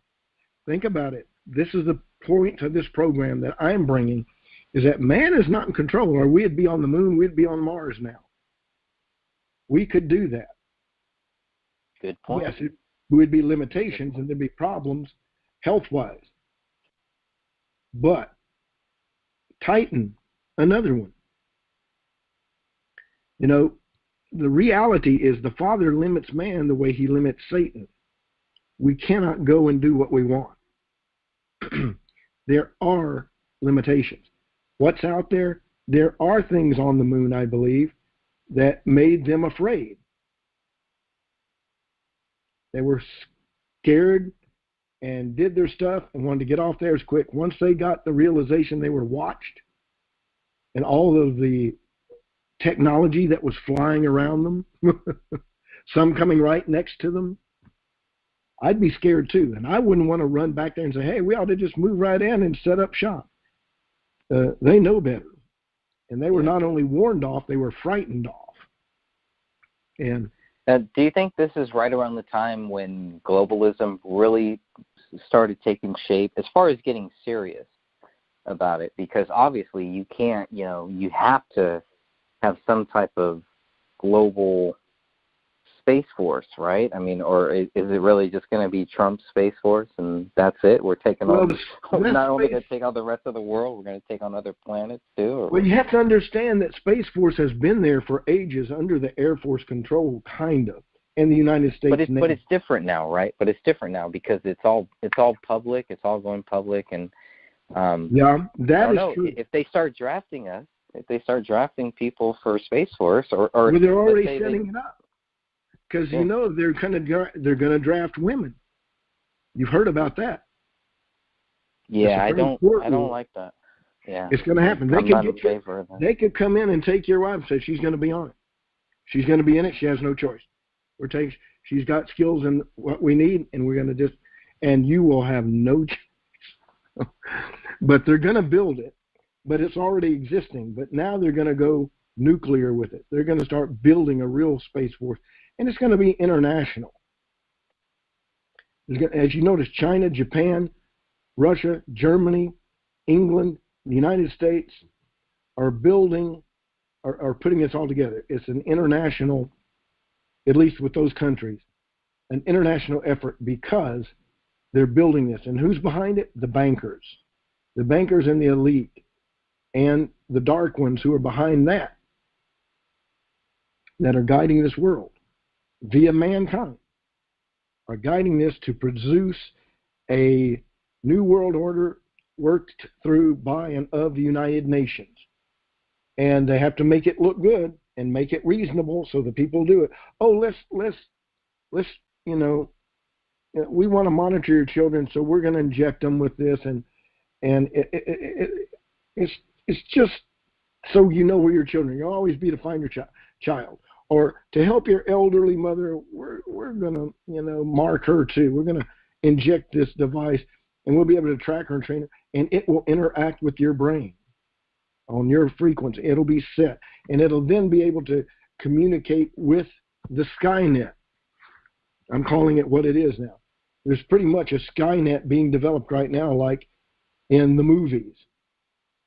And AI, as you see it, AI is going to be us. We're going to be more of that in the future. Connected like the cyborg thing, but much more subtly, not like that. But it's called preemptive training. They give you something in small doses to indicate what the future may or will hold. They don't know the form it'll take, but they give you the idea of how it will be. And it's like assumptions. That's what we used to call. Yes, it's it. They're assuming how it will be based on the technology they have and the microchip. We know what happens. And they're going to microchip people. And we already know what's going to happen. They really think that's not going to happen, but their model, as it says in what? Psalm 2. You have imagined a vain thing, and that's my point. People, and there will be some listening to this who will laugh and say, oh, you Bible thumpers. Unfortunately, it's going to be the Bible thumping, but it's not going to be the kind that you think of. And it's going to be one in which you have no control. And they're going to see things they do not understand, things that have been of old but hidden from man and even the ones in control. And then there'll be some new things created that will destroy their hold. And it won't be the elite running the world. It will be Satan and his spirits and the ancient Nephilim, like it was in the beginning that the Father destroyed with the flood because of the evil that was on the earth at the time that he needed to destroy. And he did. And guess what? Based on that, guess what they think they have found? And one guy was putting it out there. He said, wow, I just think I've found ancient giants that are looking like mountains that were laid over by the flood, and they have the appearance of being formerly bipedal type beings. You can look that up. And that the Devil's Tower, you know, the movie in the Spielberg movie where he had the Devil's Tower? Well, that used to be a tree, they say. And think how big that thing was. That was a huge tree. So no, I haven't heard of this. What is the Devil's Tower? The Devil's Tower is a rock outcropping in Montana, or is it? I think it's Montana. Oh, jeez, yeah, that makes sense. and the issue was that they thought it was brought forth by, you know, lava, magma flows, and they say, oh no, that used to be a living tree, and you can look at it and see that it has cellular development of a tree, and all of it points to the fact that it was a tree. And I looked at that video and went, whoa, they're right. That does. And they have found things throughout the world that look like that they were indeed fossilized remains of dead giants. So you can look that up for your own, you know, little investigation.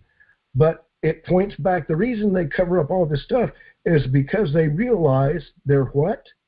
Not in control. Who is in control, Greg? What does that illustrate to the world that is trying to build the New World Order? They are not in control. They don't realize they're doing exactly what the Father wants them to do.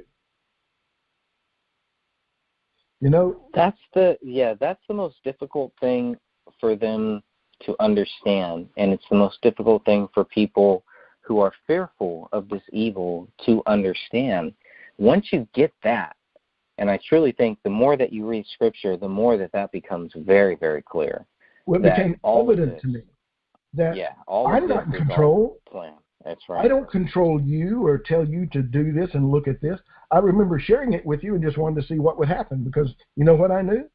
If I was telling you the truth and you recognized it, you could see it if the Father had given you the gift. And obviously, thank the Father, he did. And it probably took time. It took a lot of time. Yeah, but when you heard me talk about this, what were your thoughts in your mind at the time? Be honest, because believe me, I can take it. I've heard it before. But what did you think? It was like hearing good music is what it was like. It was like, yes, this makes sense. This is right. This is right. This is not, you know, sometimes when I read Scripture and then I hear people talk, I'm like, ooh, that, you know, I don't get that. But a lot of the stuff that we talked about back then and the stuff that we still talk about now, it was like good music. It was like God's music. It was what is, and that's it. It isn't something to be mad about. You know, a lot of times when I would kind of feel like the frustration building in me, it wasn't because I necessarily disagreed with what you were saying or anything. It was because I didn't have the understanding and I hadn't done my own research. I hadn't prayed about it. It was like being, you know, it was just like being thrown a curveball kind of, and you're like, okay, well, what do you do with that? And I think it was just the more that you kind of, take what people say, even if you don't agree with it now, take it seriously for certain people. And you were one of those people that I always took it seriously. Whether I agreed with what you said or not, I took it seriously, and I kept it. And I kept it in this file in my brain, so that I could always go back and say, oh, okay, well, now I see where Walter was coming from then. Hi, guys. And hey, Catherine. Hey, Catherine, how are you? I'm good. How are you, Walter? I'm fine. I wasn't expecting to see you tonight. I've been under the, as I was just telling Greg, was kind of down for a while, medical things, and I was saying I've got to get back with you and hit some notes that I had discussed with you. Yeah, I just saw Greg's email. He's like, hey, we're recording. Jump on if you have a chance. Well, thank you for Awesome. joining us. Thank you so much. Oh, wonderful. Well, thanks for letting me know. I should have thought of that, but I don't have the data to get you. And I thought, and I was saying, I got to get with Greg because I know on your sites, but I don't want to publicly go up on your sites to, do these things that I wish to discuss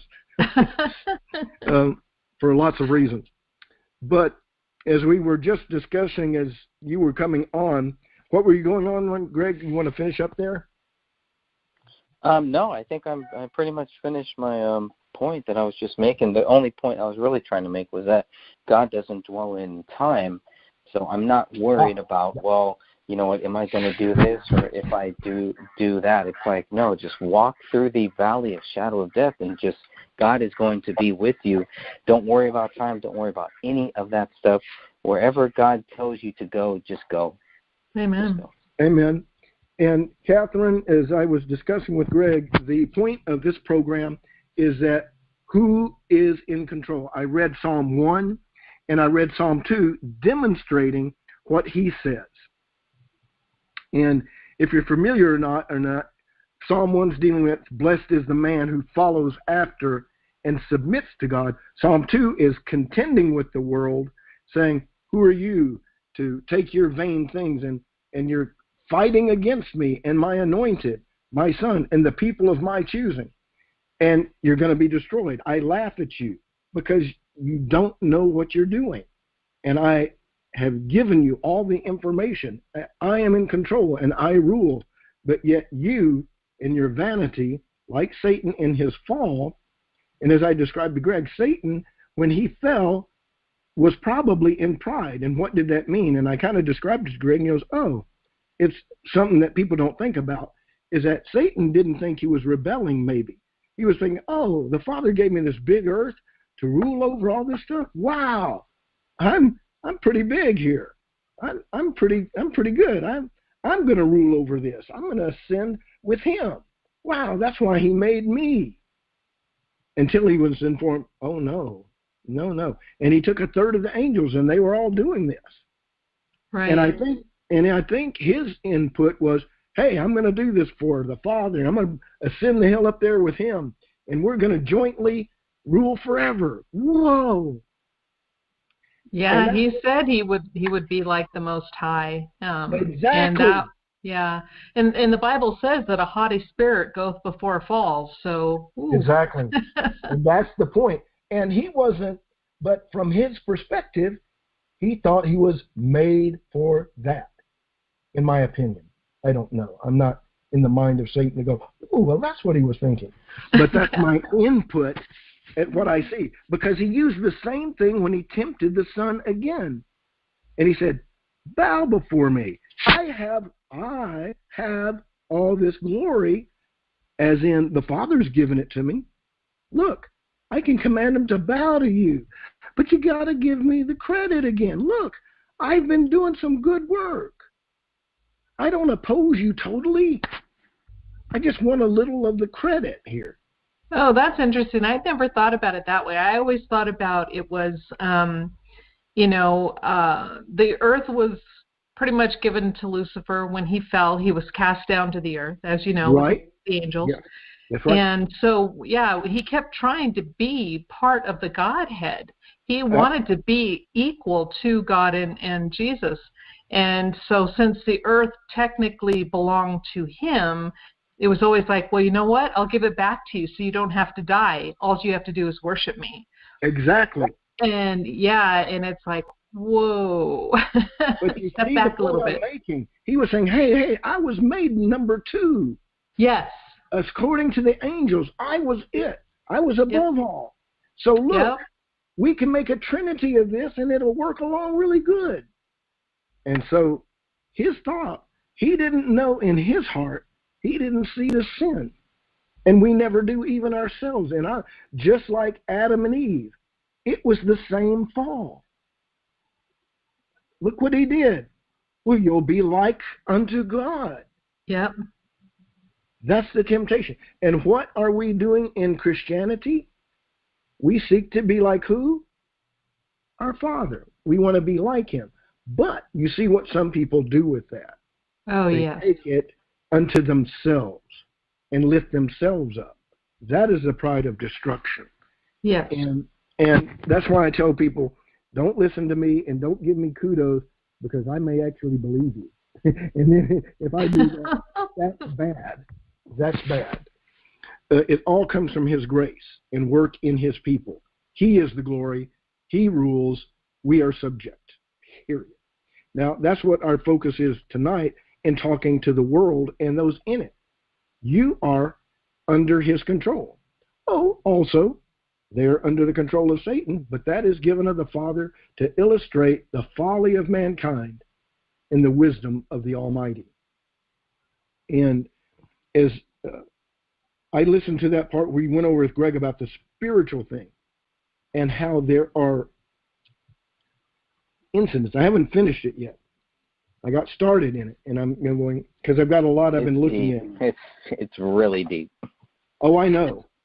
It's. And we only scratched the surface. I know you cannot deal with it in one program. It would if you had 50 programs.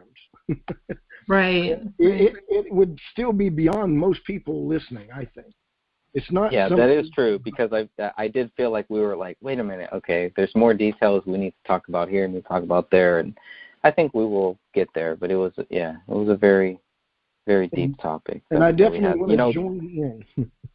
Yeah, the one question that I don't think that I asked you, Catherine, and Walter, I don't know if I've ever asked you this either. I might have. When was the first time that both of you, I'll ask you both this question here. When was the first time that you realized that God was real? You know, that's a good question. And one of the things that I always understood was there wasn't a time when it just went on like a light bulb. It was an understanding that I had that he was. I grew up in a spiritual household, which we went to church. And when I first started going as a kid, I didn't want to go.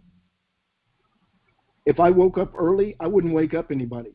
I'd go watch TV. And I would keep it low and hope I didn't have to go to church. And eventually, because I knew it was real, it was not a game. And I was scared. Because there was a creator, a God.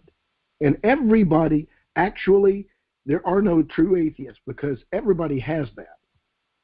Because it's written within our hearts. All 613 laws are written within us. Probably in some physical way, maybe, I don't know. But we are subject to that. Now, when did I come to start seeking? That was about 14. When I started, my mom was pushing me, and I did it for her at first. But then I began to realize, hey, this is real. And then other incidents happened that interested me in the spiritual realm where, oh, wow, ghosts aren't dead people because the Father says they go and they don't come back. That means what else is it?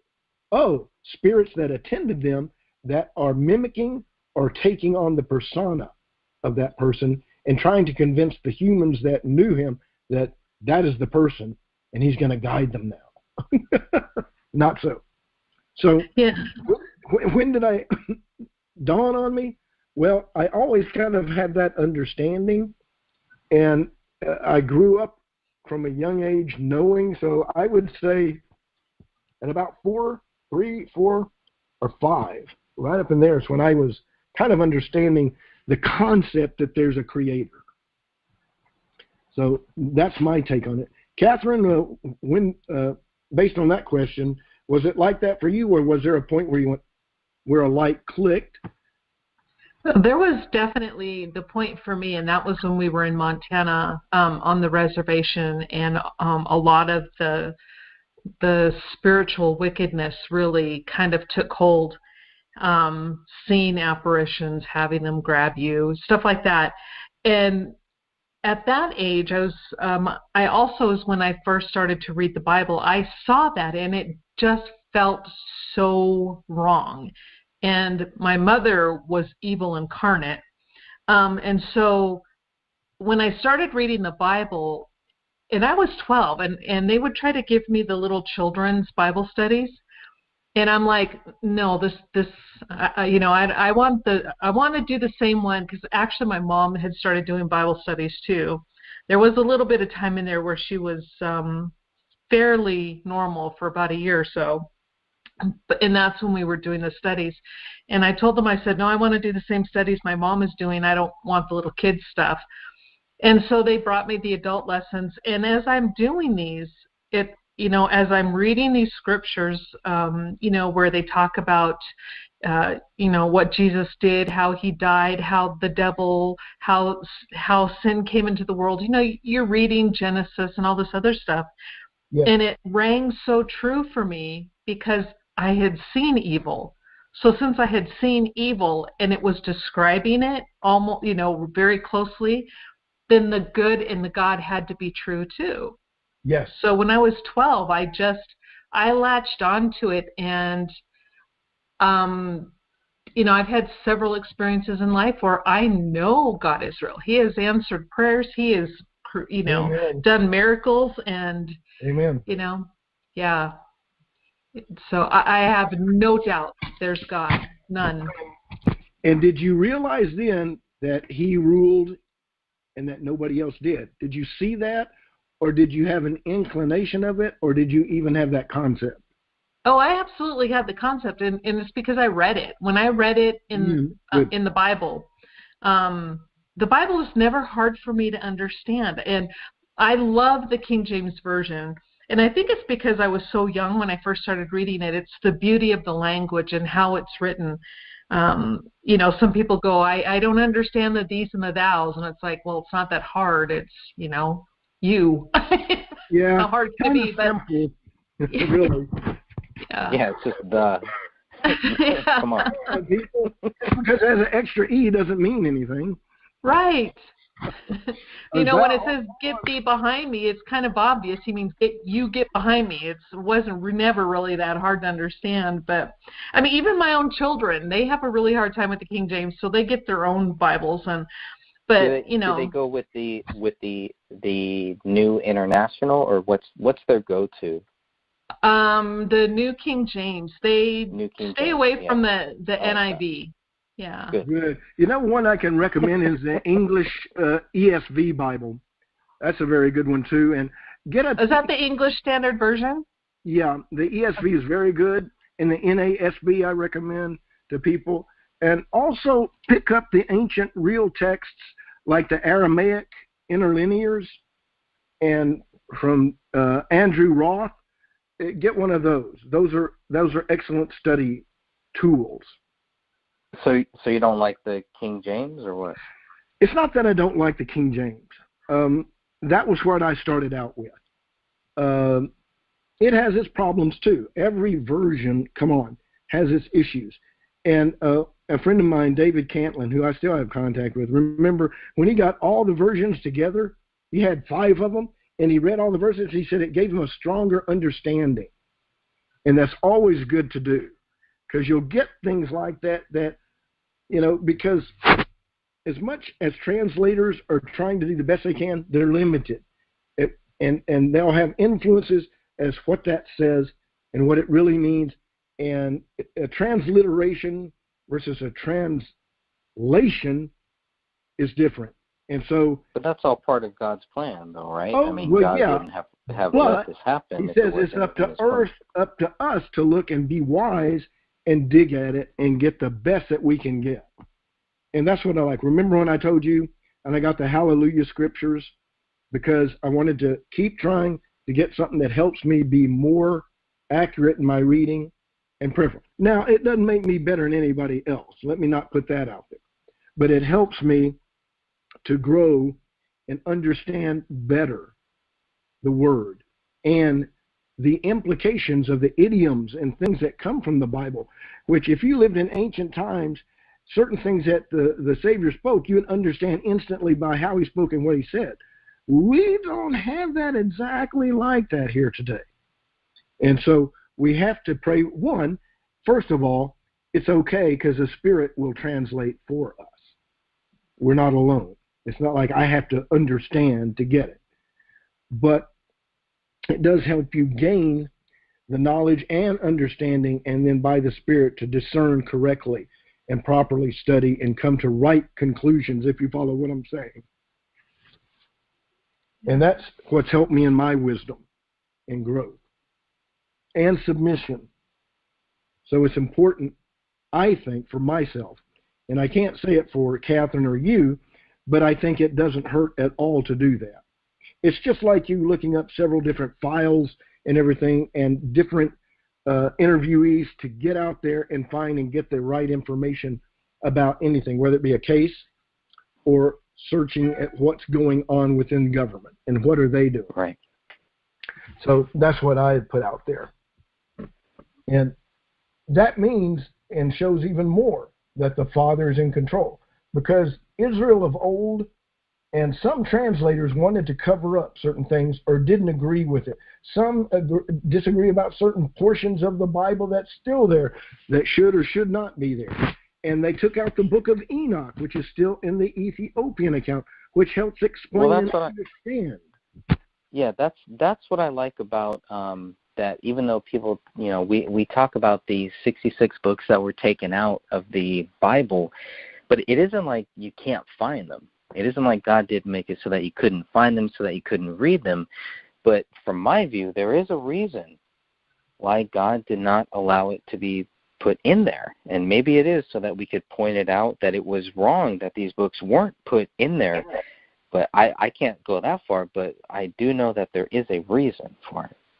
Oh, yeah, and it's basically hiding things. Because the Father, and that goes along exactly with what he says, it is the gift, it is the power of God to hide a thing.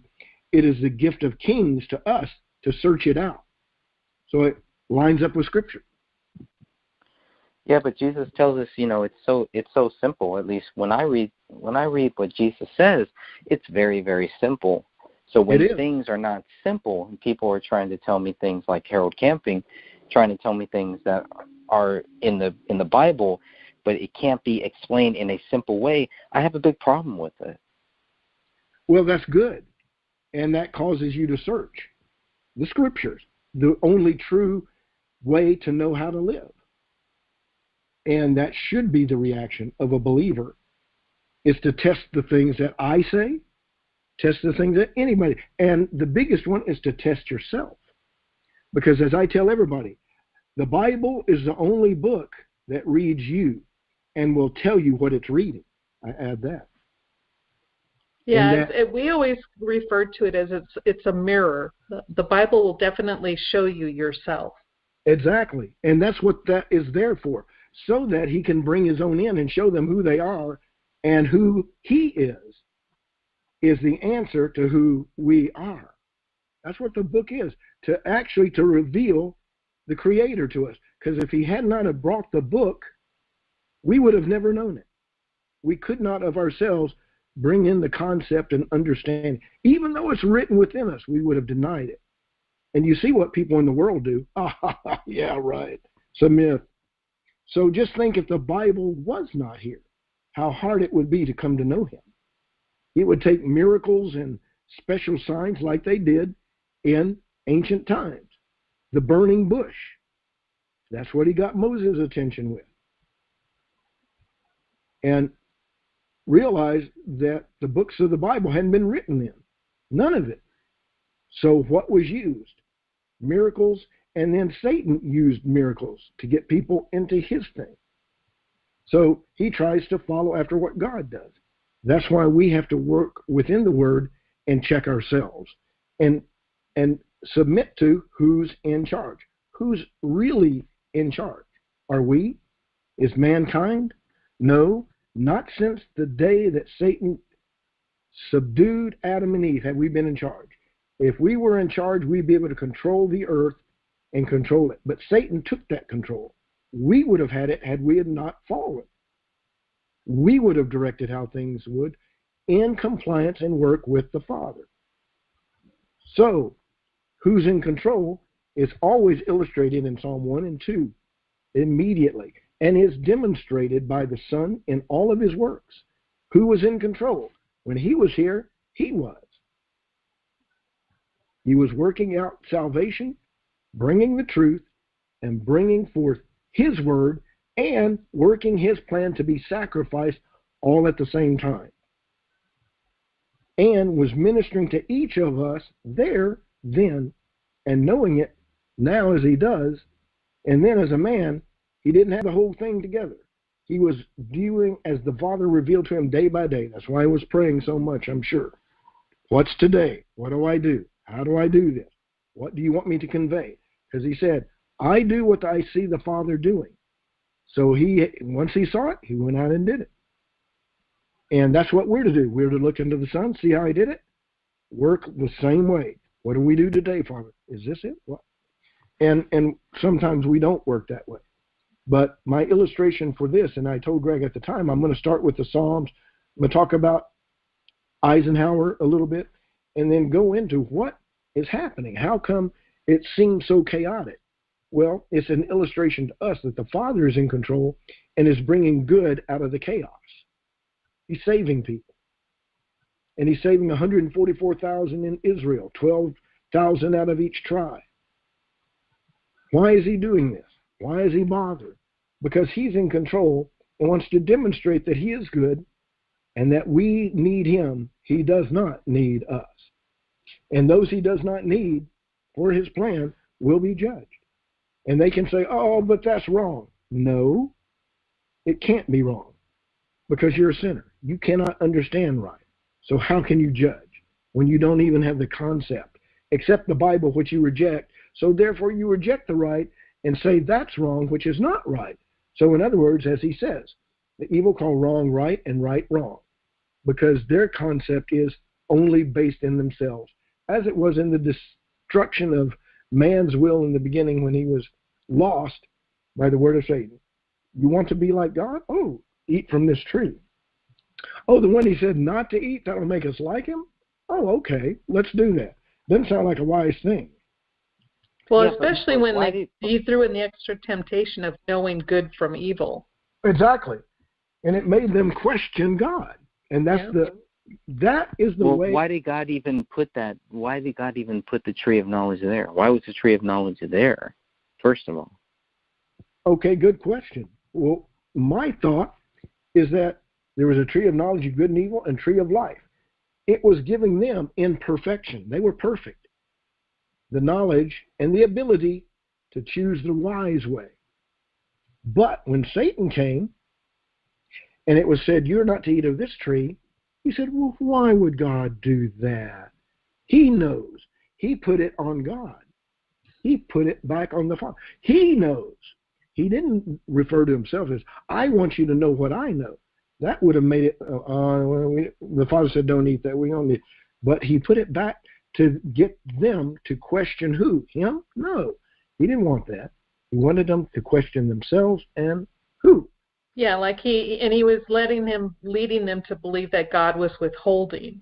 Exactly. And he said, yeah, because God knows that in the day that you eat, you will know good from evil. You will be just like God.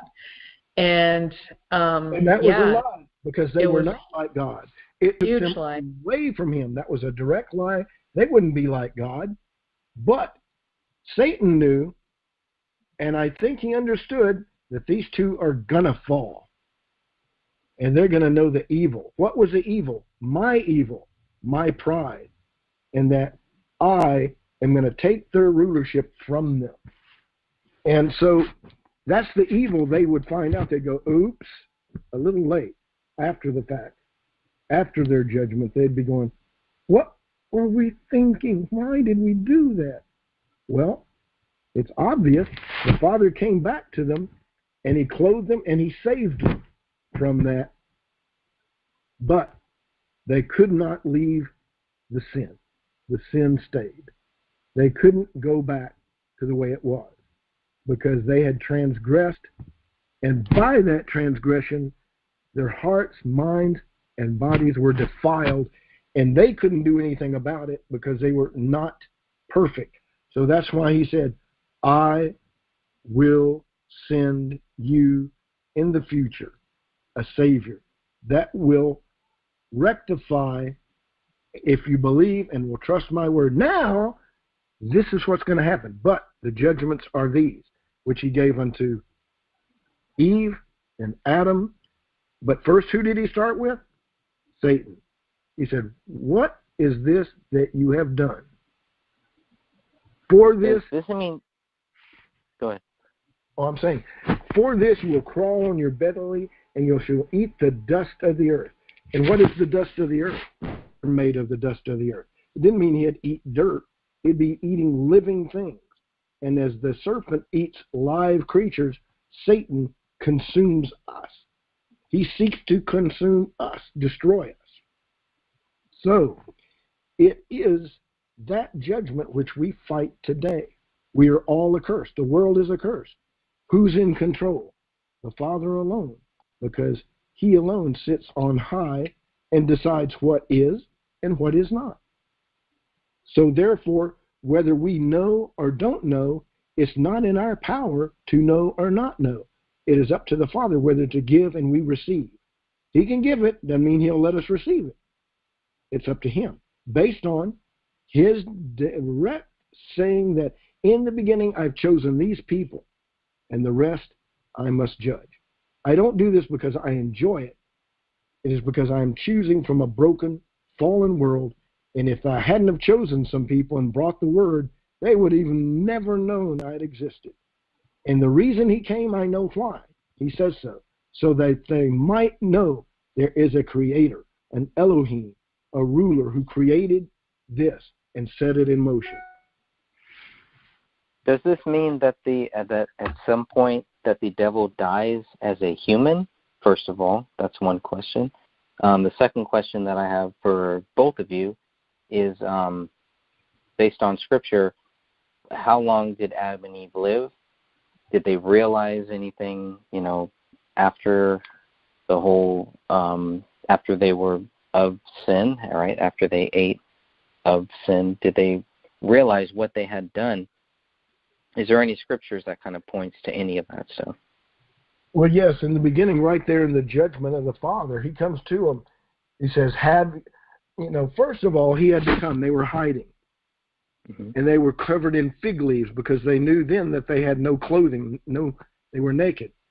And also it illustrated they were hiding because they understood that he knew, and they didn't want to face him. And so when it said in the calm of the evening, he came walking, and literally walking, I believe, the pre-incarnate Son, he's walking, calling out, Adam, Adam, where are you? You're not doing where are you? And then he called, I was hiding because, I was naked, and we were naked, and he said, wait a minute. And he already told you. Yeah, he kind of said, well, who told you that? Now, what do you mean you didn't? In other words, you didn't know, and now you know. What do you know? What is this? And he said, well, the woman, and he said, did you eat of the fruit? And he goes, oh, he didn't say yes. He said, the woman you gave me, she gave me the fruit, and I ate. In other words, he passed the buck real quick. He said, did I eat of it? No, the woman gave it to me, and I ate. And then he goes to the woman, and what did she say? The serpent. And then she said, "What? I was beguiled by the serpent. He came to me and he asked, and he goes. Then he goes to the serpent. And he said, and he knows. He already knows all of this. It's like the police when they come to ask questions. They already know most of the answers when they get down to business. And so he goes to the serpent. What have you done? And Satan already knew he was guilty and gone. And he just went right into, because you have done this, you're going to fall and crawl on your belly all the rest of time. That serpent is on your belly, and you will eat the dust and flesh. And it will be, that's your life forever. And he judged Adam for listening. And he judged Eve. And he cursed them from being from the garden and the two trees. And this all came about because of whose decision? Satan's? No, Adam's decision. It wasn't Eve. They were both together. He was watching this and did not intervene. Why? I don't know. Mesmerized? I don't know what happened in their minds to be beguiled. But I bet that serpent was very beautiful and beguiling in look and speech, and it just took their minds, kept them captivated. And subtly, he manipulated that to questioning the Father. And that's how it happens. We're captivated by a good speaker, i.e., referring to family radio. And that leader, knowledge of the word, and then says something a little, and, look at this, by this scripture and this indicates this, authoritatively.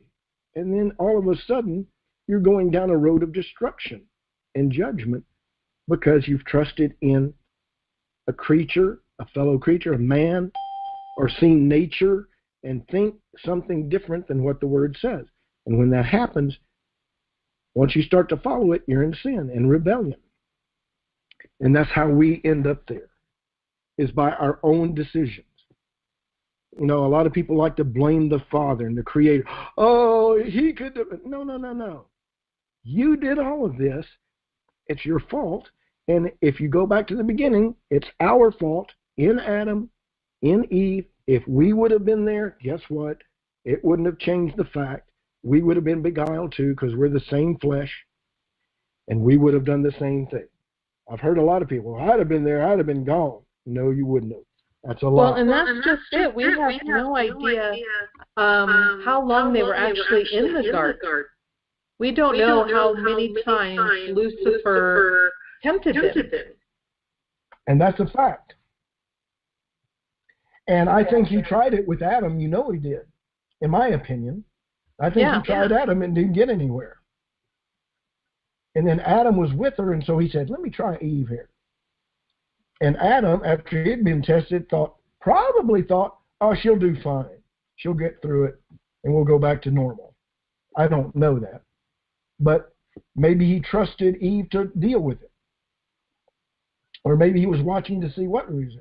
And see, when she fell and ate, he didn't have to eat. What that would have done, I don't know. But he didn't eat, and then after he ate, it said in the Bible by Paul that Eve was deceived, but Adam was not. So he took it with knowledge and understanding that he was doing the wrong thing and ate. Yep. So and I think that they pretty much understood right away what they had done and the consequences of their behavior, because when God came down and sought them out in the garden and saw that they were wearing fig leaves, he then had to kill a lamb, because the plan of salvation was laid at the foundations of the world. It was already predetermined what was going to be done. So when he had to kill the lamb to make them close, I'm pretty sure right then and there they were like, what have we done? But it was too late. Yep, and they saw that lamb die, and then they had to wear the skins of that lamb. They had to wear the wool and that skin. And I bet you they were kind of in shock. And the judgment that came from it brought shock. And the fact that they would be banned from the garden and angels would be guarding the entrance to keep them from the way of the knowledge of life and the tree of life. Right. Which represented the Son, who was pre-existent and had done the creation. And so there it was. And in that, who was in control? Was it Satan? No. He was judged by the Father then. If you look at that, it illustrates who's running the show and who's doing it right from the beginning. Because Satan had to answer directly. All three of them had to answer directly to who? The Father. Yep. Who's in control? And people don't understand that. The New World Orderists, some do understand. I think many of them do. But they do it because they think that the Father is like these other little things they're dealing with, that he's just the ultimate alien that can be defeated. He is not. He is nothing like what he has created. He is not in what he creates. They are what he's created. You know, you've read it in Scripture. He created the wind, but he wasn't in the wind. It was an earthquake, but he wasn't in the. It's not him. Right. The stars and everything are not him. It says he's hidden in darkness, meaning it's not that he's darkness. It means we of ourselves cannot see how he is in reality because he is unseen, but he is. How does that translate to us? We don't even understand that. Even as believers, we have to have something to hold on to, like the Son. Okay, that's who and it says in the last days in Daniel 7 that the Son comes between the Father seated on a throne. But that's his manifestation of his glory as he passes it to the Son. But he is, and the Son said it, nobody has seen Elohim at any time. No one. But I have come to declare him. Now, isn't that a confusing statement? He is, but you can never see him. No man, nobody has ever seen him. You can see his glory, and you can see it reflected in the Son, and the glory is given to the Son to rule all things. The Son is working with us today, daily and daily, as he ministered, I believe, on earth. The day comes in Daniel 7 in the future, after he's judged, and comes before the Father saying, here's your church, here's your, congregation. And he goes, okay, I open you, everything is under your control. Do with it as you wish. And he will do what the Father wants forever, whatever that will be. Well, yeah, because so many people have to, they tend to forget, too, that sin cannot exist in the presence of God. When Moses was begging God to see his face, just let me see your face. And he says, you can't see my face and live. But he showed him his back. And then he glowed so brightly from just the presence from God's back that he had to have his face covered because the people of the Hebrew people, the Israelites, couldn't look at him. So, we try to take this infinite God and then condense him into what our minds can comprehend. And that just doesn't work. That's right. And the only way that the Father could relate to us is to come in the flesh. And that's why he sent the Son, who is the Father in the flesh. Came through Mary, the Spirit came upon her. He created a body. And the Son said, in of myself, I am. And he said this, and it's strange. The Father is greater than I. Well, why did he say that? Because he was made flesh too. So therefore he was made subject to the Father as we to bring us salvation. Yet the Father in him did all the works. But he was flesh and he had a brain, and that's the Son. Pre-existent and always existent. But it's a conundrum almost. It's kind of like you're going, wait, the Father in flesh, he's the Son. But wait, that can't relate. That's not real. And the mind of man cannot conceive of that. Else it wouldn't have been true when he said, the Father in me does the work, not I.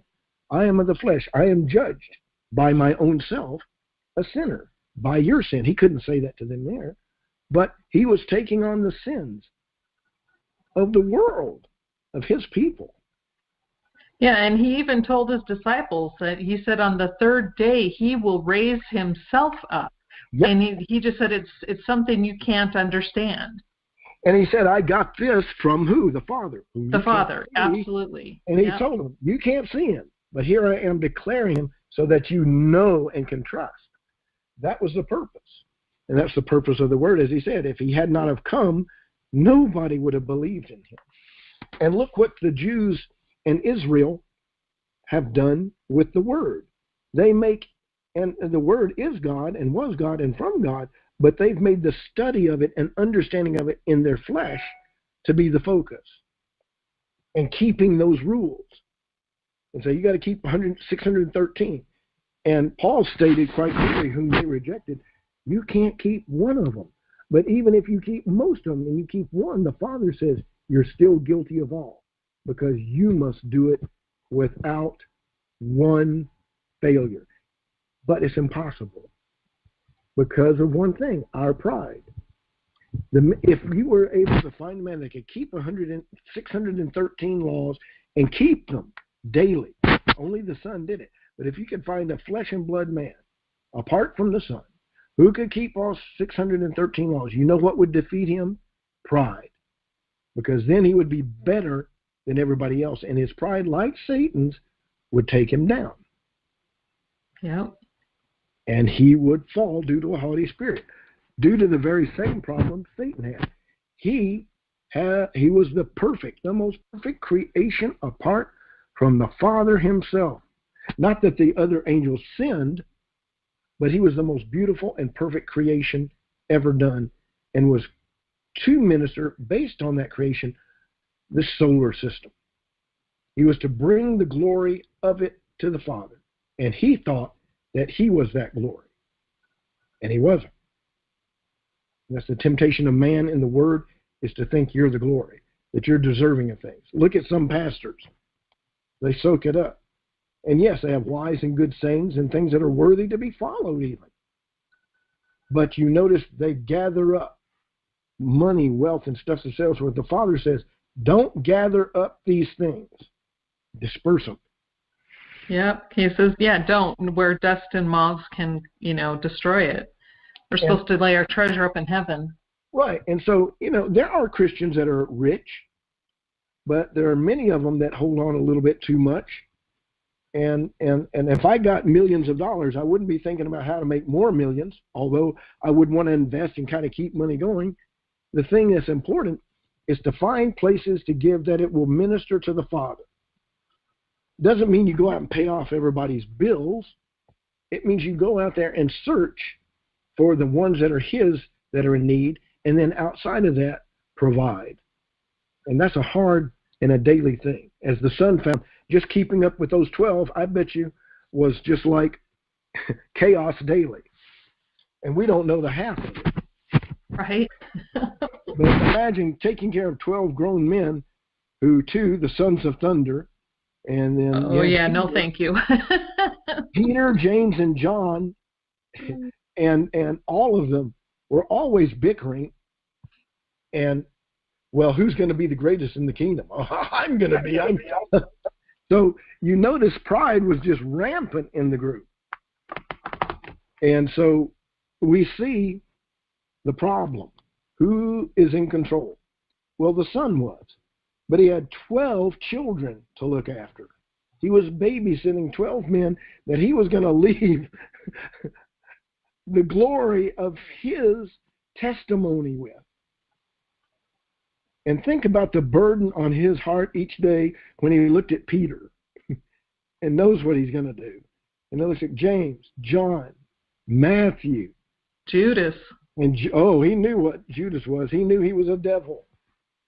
And he was going, and I know he was going, oh, Father, help me.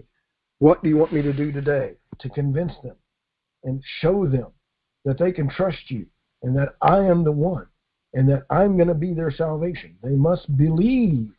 And look at this lot. And I have chosen each of them, and I know they'll come around because you will empower through your Spirit as you've empowered me. You will give them the Spirit, and I will impart it to them. He knew But as he was ministering, he had to deal with the instruction first and getting them to understand, to take them away from the understanding of, quote, Torah teachers and Sadducees and Pharisees and put them in line with the truth. And I'm sure that that was a difficult thing. But who was in control? He was, as he said in the beginning, and as it said in the Psalms 1 and 2, and as it will be in the end. As it was in the beginning, Satan will be faced with that judgment as he was faced with that condemnation. Who's in control? He is. And every man that I've met on the internet and everything would say dirty, nasty things. Oh, you're blah, blah. But I have to come back with just the word, not be angry at them. I know their problem. They have no clue. Start telling a 3-year-old, you've got to go to the bathroom and clean yourself up now. No, I don't. Right. I'm fine. We got to go and do that. And I look at them as 3-year-olds. I hate to say that, but I go, they're going to say some vile stuff. They're going to accuse me of being diddly dumb or an idiot and I like the style that Richard Dawkins has. He's balanced in him saying, I don't understand it. How can it be? He does it intelligently.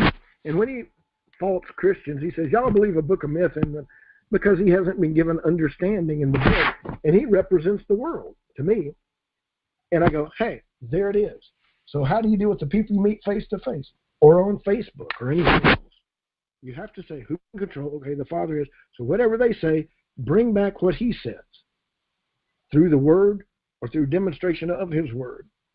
And it will be, hopefully, they will be listening.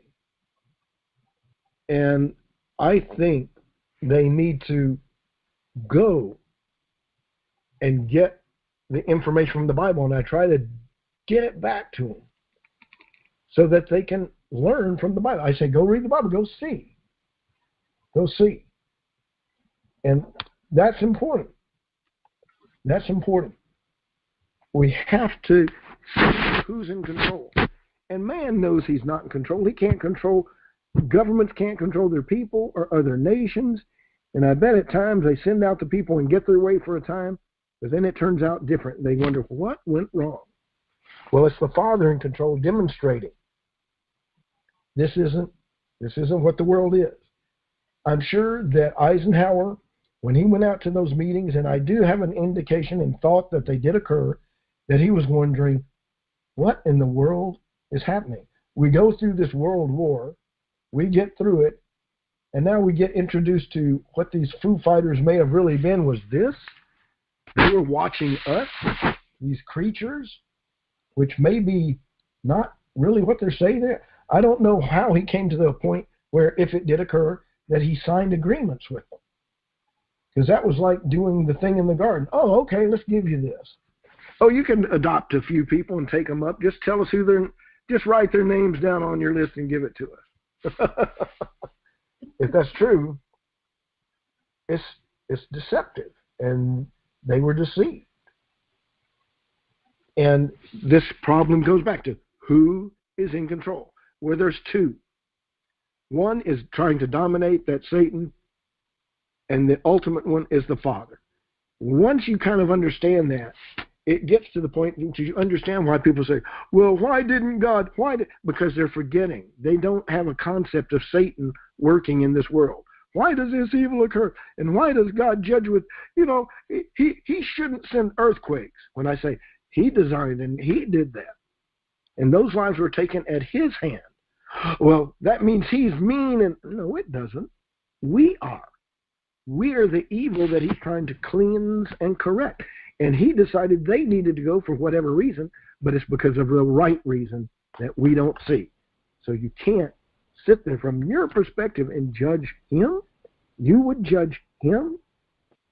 Well, I always find it funny how people,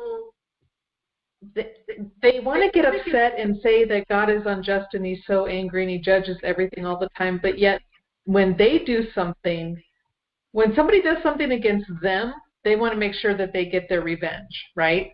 Yep. What's going on. But if they do something against God, it's like, well, wait, you can't punish me because that's mean. Well, see, it's because their concept of righteousness means there is no judgment, that you just talk it out. And acceptance. It's called the progressive way. You hear it in the left. We have to accept and work together as a community, which means the Bible is left out of that community. The only part of the community is that there is no judgment from the Bible. We can't accept that. That's too austere. It's not right. So they leave it out. But then they come back to the question, why is this happening? And I can tell them, it's because of us and our sin. It's people doing this. And then they'll go, now the part about the earthquakes, the storms, the tornadoes, that little baby was killed and crushed and thrown against the rocks and died in that tornado. Oh my goodness, that's horrible. And God did that. And it says he guides the storm or the tornado with his finger. He moves it around. That's how much in control he is. Who's in control? And when you get to that point and you try to understand, well, why? One, because of sin. Two, he says, judgments that he must bring. And three, to cleanse the earth of evil. By taking those people, he may be preventing a greater evil from happening. We don't know. So, that's the issue. That's the issue.